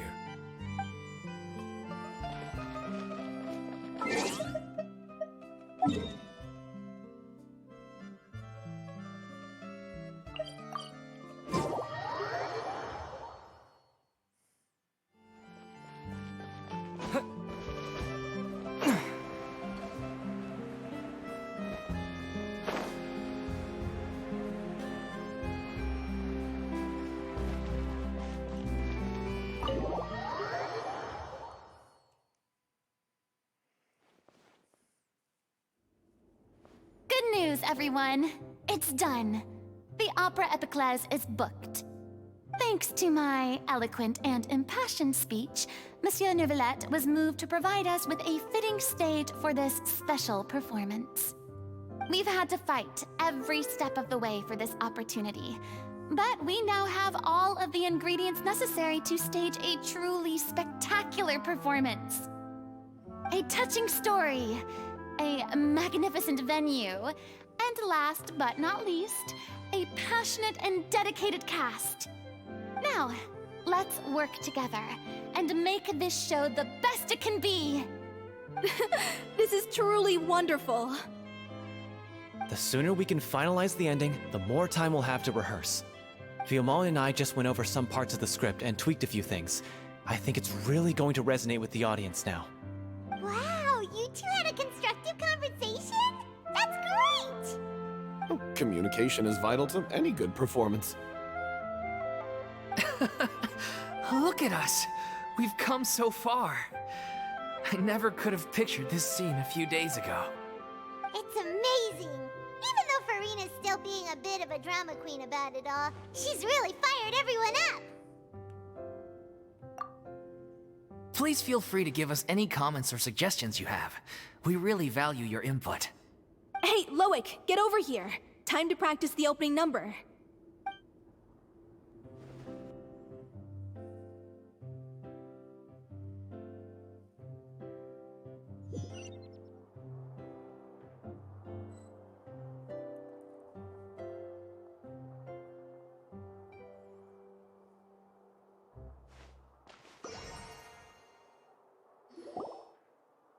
Cursed Cleo. She stole the waters of life from us. She's a fraud, and she must pay for her crimes. This has nothing to do with her. The ignorance and hatred of our people is to blame. How can we hope to win back the water's favor if we don't change our ways? This guy could be useful. Take him hostage. If Cleo wants him back, she'll have to show herself. Leave this place, O little Oceanid, and never, ever look back!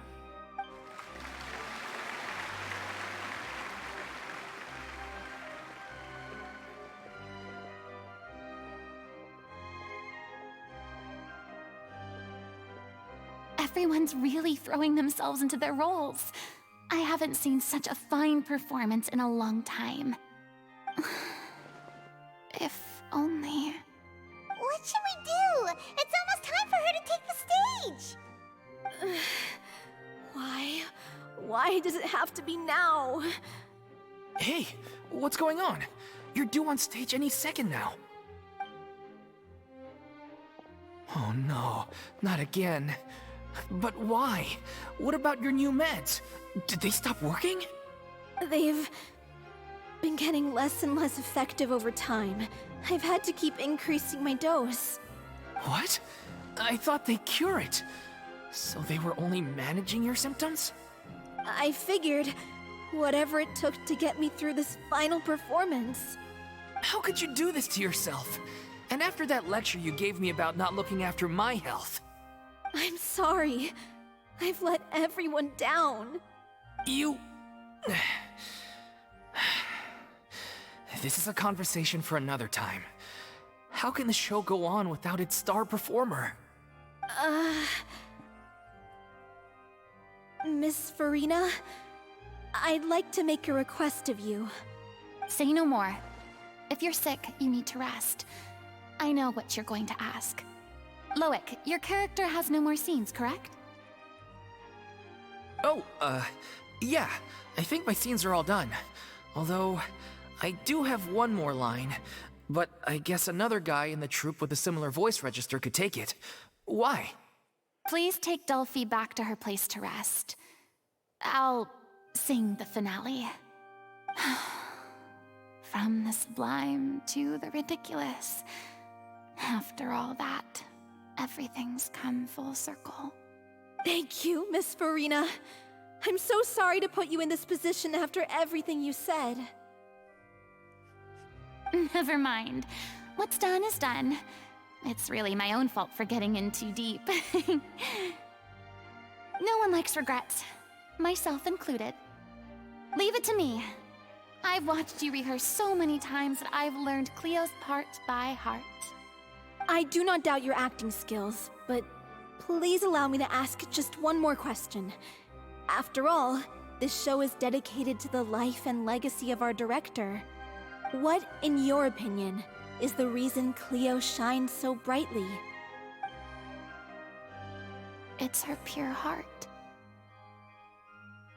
Despite all the pain and loneliness she had to endure, she never once stopped believing in the beauty in this world.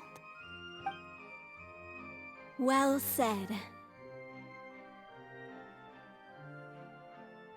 I leave Director O'Reilly in your hands.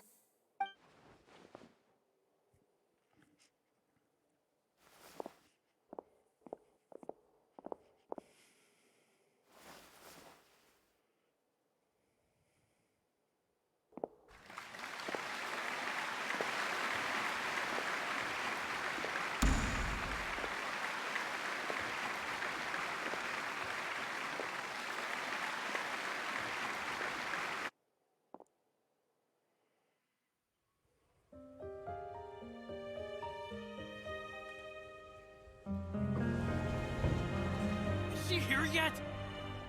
Will she get here? She's not coming! You're wrong. She's here.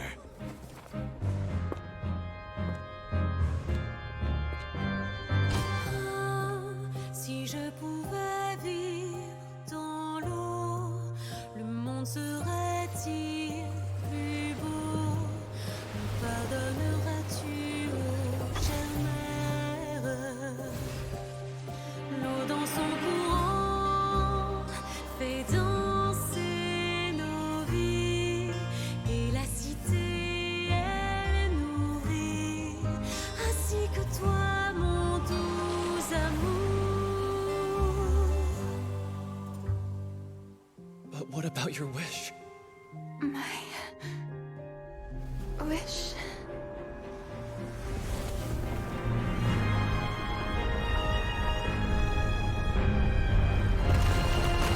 If you become human, you can reveal your secret to no one. You will face suffering and loneliness. Is this truly what you want? Le grand amour ne suffit pas, seul un adieu fleurira. C'est notre histoire de vie, douce et amère. Moi, je serai toujours là, à voir le monde et sa beauté, et ça ne changera jamais, jamais.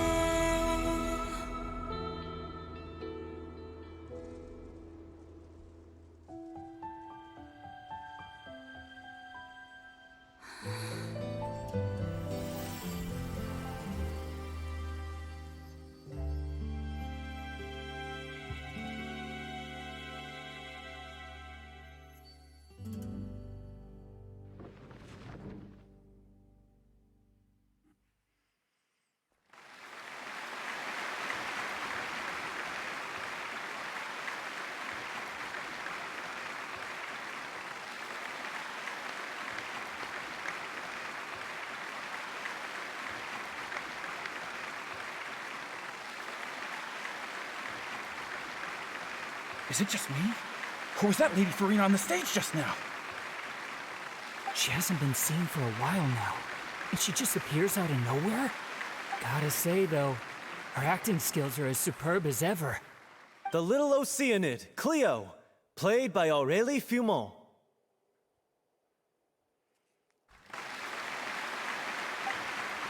Wait, that's not her name. What's going on? I don't know, maybe it's just a doppelganger. I've spent a lot of time out of the spotlight, and they didn't use my name during the curtain call either. Hopefully, not too many people recognized me. It's too bad that I had to break the one clear rule I'd managed to make for myself, even if I had no choice. Still, I have to admit that, despite everything, it felt good to be back on the stage again. Finally, we would like to give a special thanks to our artistic consultant and event coordinator, Miss Furina. Hey, that's not what we agreed on! Oh, so it was Furina after all. She's back. Honestly, what is he doing? He should have run that by me first. All right, calm down, don't be mad. This was a group decision. We just didn't want your contributions to go unacknowledged. After all, it's been the rule in Fontaine since ancient times that everyone's work, visible or invisible, is equally deserving of recognition. Yes, I know the rule, but it should still be applied on a case-by-case basis. I wasn't ready for this yet. It's no big deal. What's the worst that could happen? Oh, yeah? Well, since you think it's so easy, you can sign them for me. This is a great chat and all, but can we talk about that crazy thing that happened during the show? It nearly gave Paimon a heart attack. Paimon flew over to where she was supposed to be and was about to drop the prop vision, and then suddenly, a real one popped out of thin air! Oh, that. I've got no idea what happened there either. But hey, it worked pretty well, didn't it? I'll bet the audience has never seen such a realistic prop. Wait, what about Dolphy? I wonder how she's doing. Oh, let's go check on her as soon as we finish clearing the stage. Yes. Plus, she'll definitely want to hear how the end of the show went. If nothing else, we can safely say that we accomplished what we set out to do.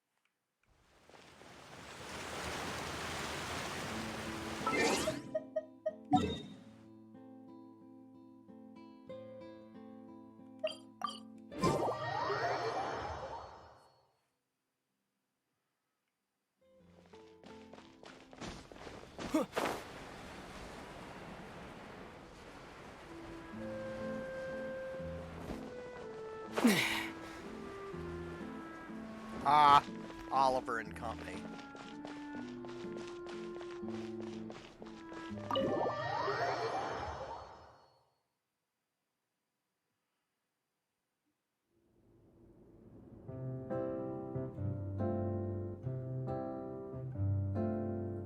Ah, you're back. She's doing okay. Her condition stabilized after taking some of her original medication. From experience, though, I'd say she still needs a few more days of rest. How did the performance go? Was it a success? Did the audience like it? You'll be glad to know it was fantastic! Also, you're not gonna believe what happened while Furina was on the stage. You'll probably be able to read all about it in the Steambird first thing tomorrow morning. That's wonderful. I'm so sorry I failed to see it through to the end. I guess I was wrong to try and tough it out to begin with. Oh, don't worry about it. Like they told me after announcing my name during the curtain call, everyone's work deserves recognition. Even though you couldn't see it through to the final scene, the audience was very impressed by your performance. It's safe to say that you made your mark on this memorial show. Well, one way or another, we did it. I've had bad luck ever since I was born, so I never expect things to go smoothly in life. I'm just happy to know that we went out on a high note. That's all that matters. Blaming your bad luck again, are we? Maybe if you didn't push yourself past your limits so much, your illness wouldn't be flaring up all the time. Oh, don't you start. I don't have the energy to argue with you right now. Aw, you two clearly care a lot about each other. I don't know what you're talking about.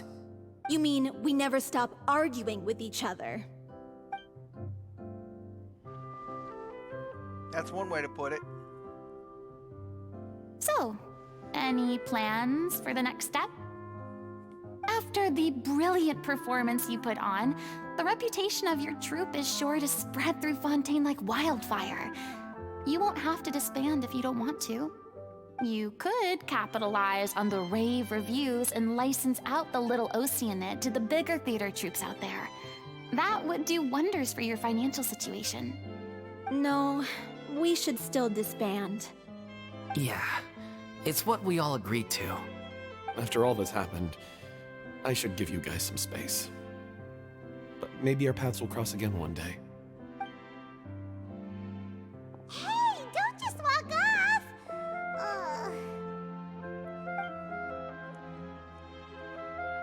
I still want to keep performing, so I might join another troupe. After watching Miss Furina's performance, I think I'm starting to understand our director's infatuation with musicals. You should do it. It suits you. I'd originally hoped to keep performing too, but I don't know if my health will allow me to. Oh, so now you finally got your priorities in order. I guess I'll hold off until you've properly recovered as well. What about you, Miss Furina? Any future plans? Well, frankly, I think a return to obscurity is no longer an option for me. I'm sure a slew of consultancy requests will hound me wherever I go, until I finally acquiesce. You rather sealed my fate there with your special thanks at the end of the show. Sorry.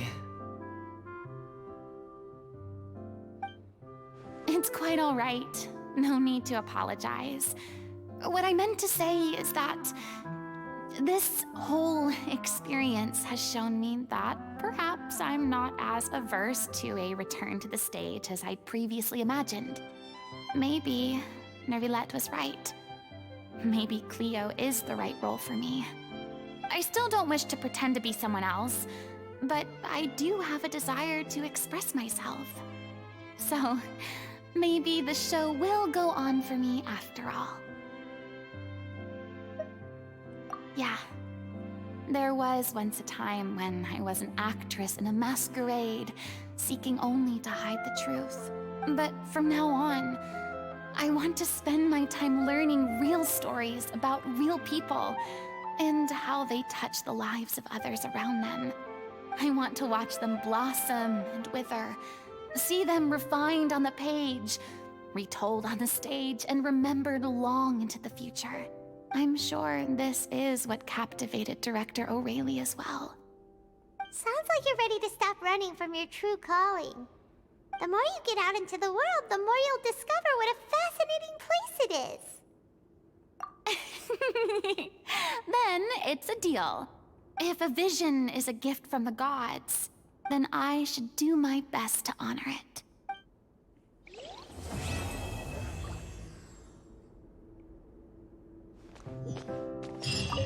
It's ironic to think that in my whole time as a god, I could only ever dream of receiving this kind of power. And now that the gods have given me their blessing, it actually feels more like I'm finally able to take my fate in my own hands. Is that how humans feel about it as well?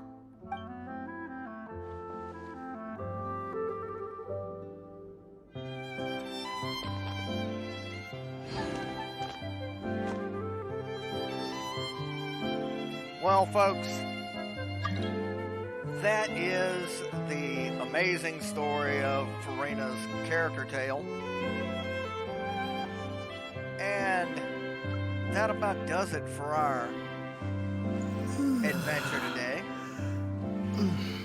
I will catch y'all on the next video. I hope you all enjoyed this great adventure with Furina.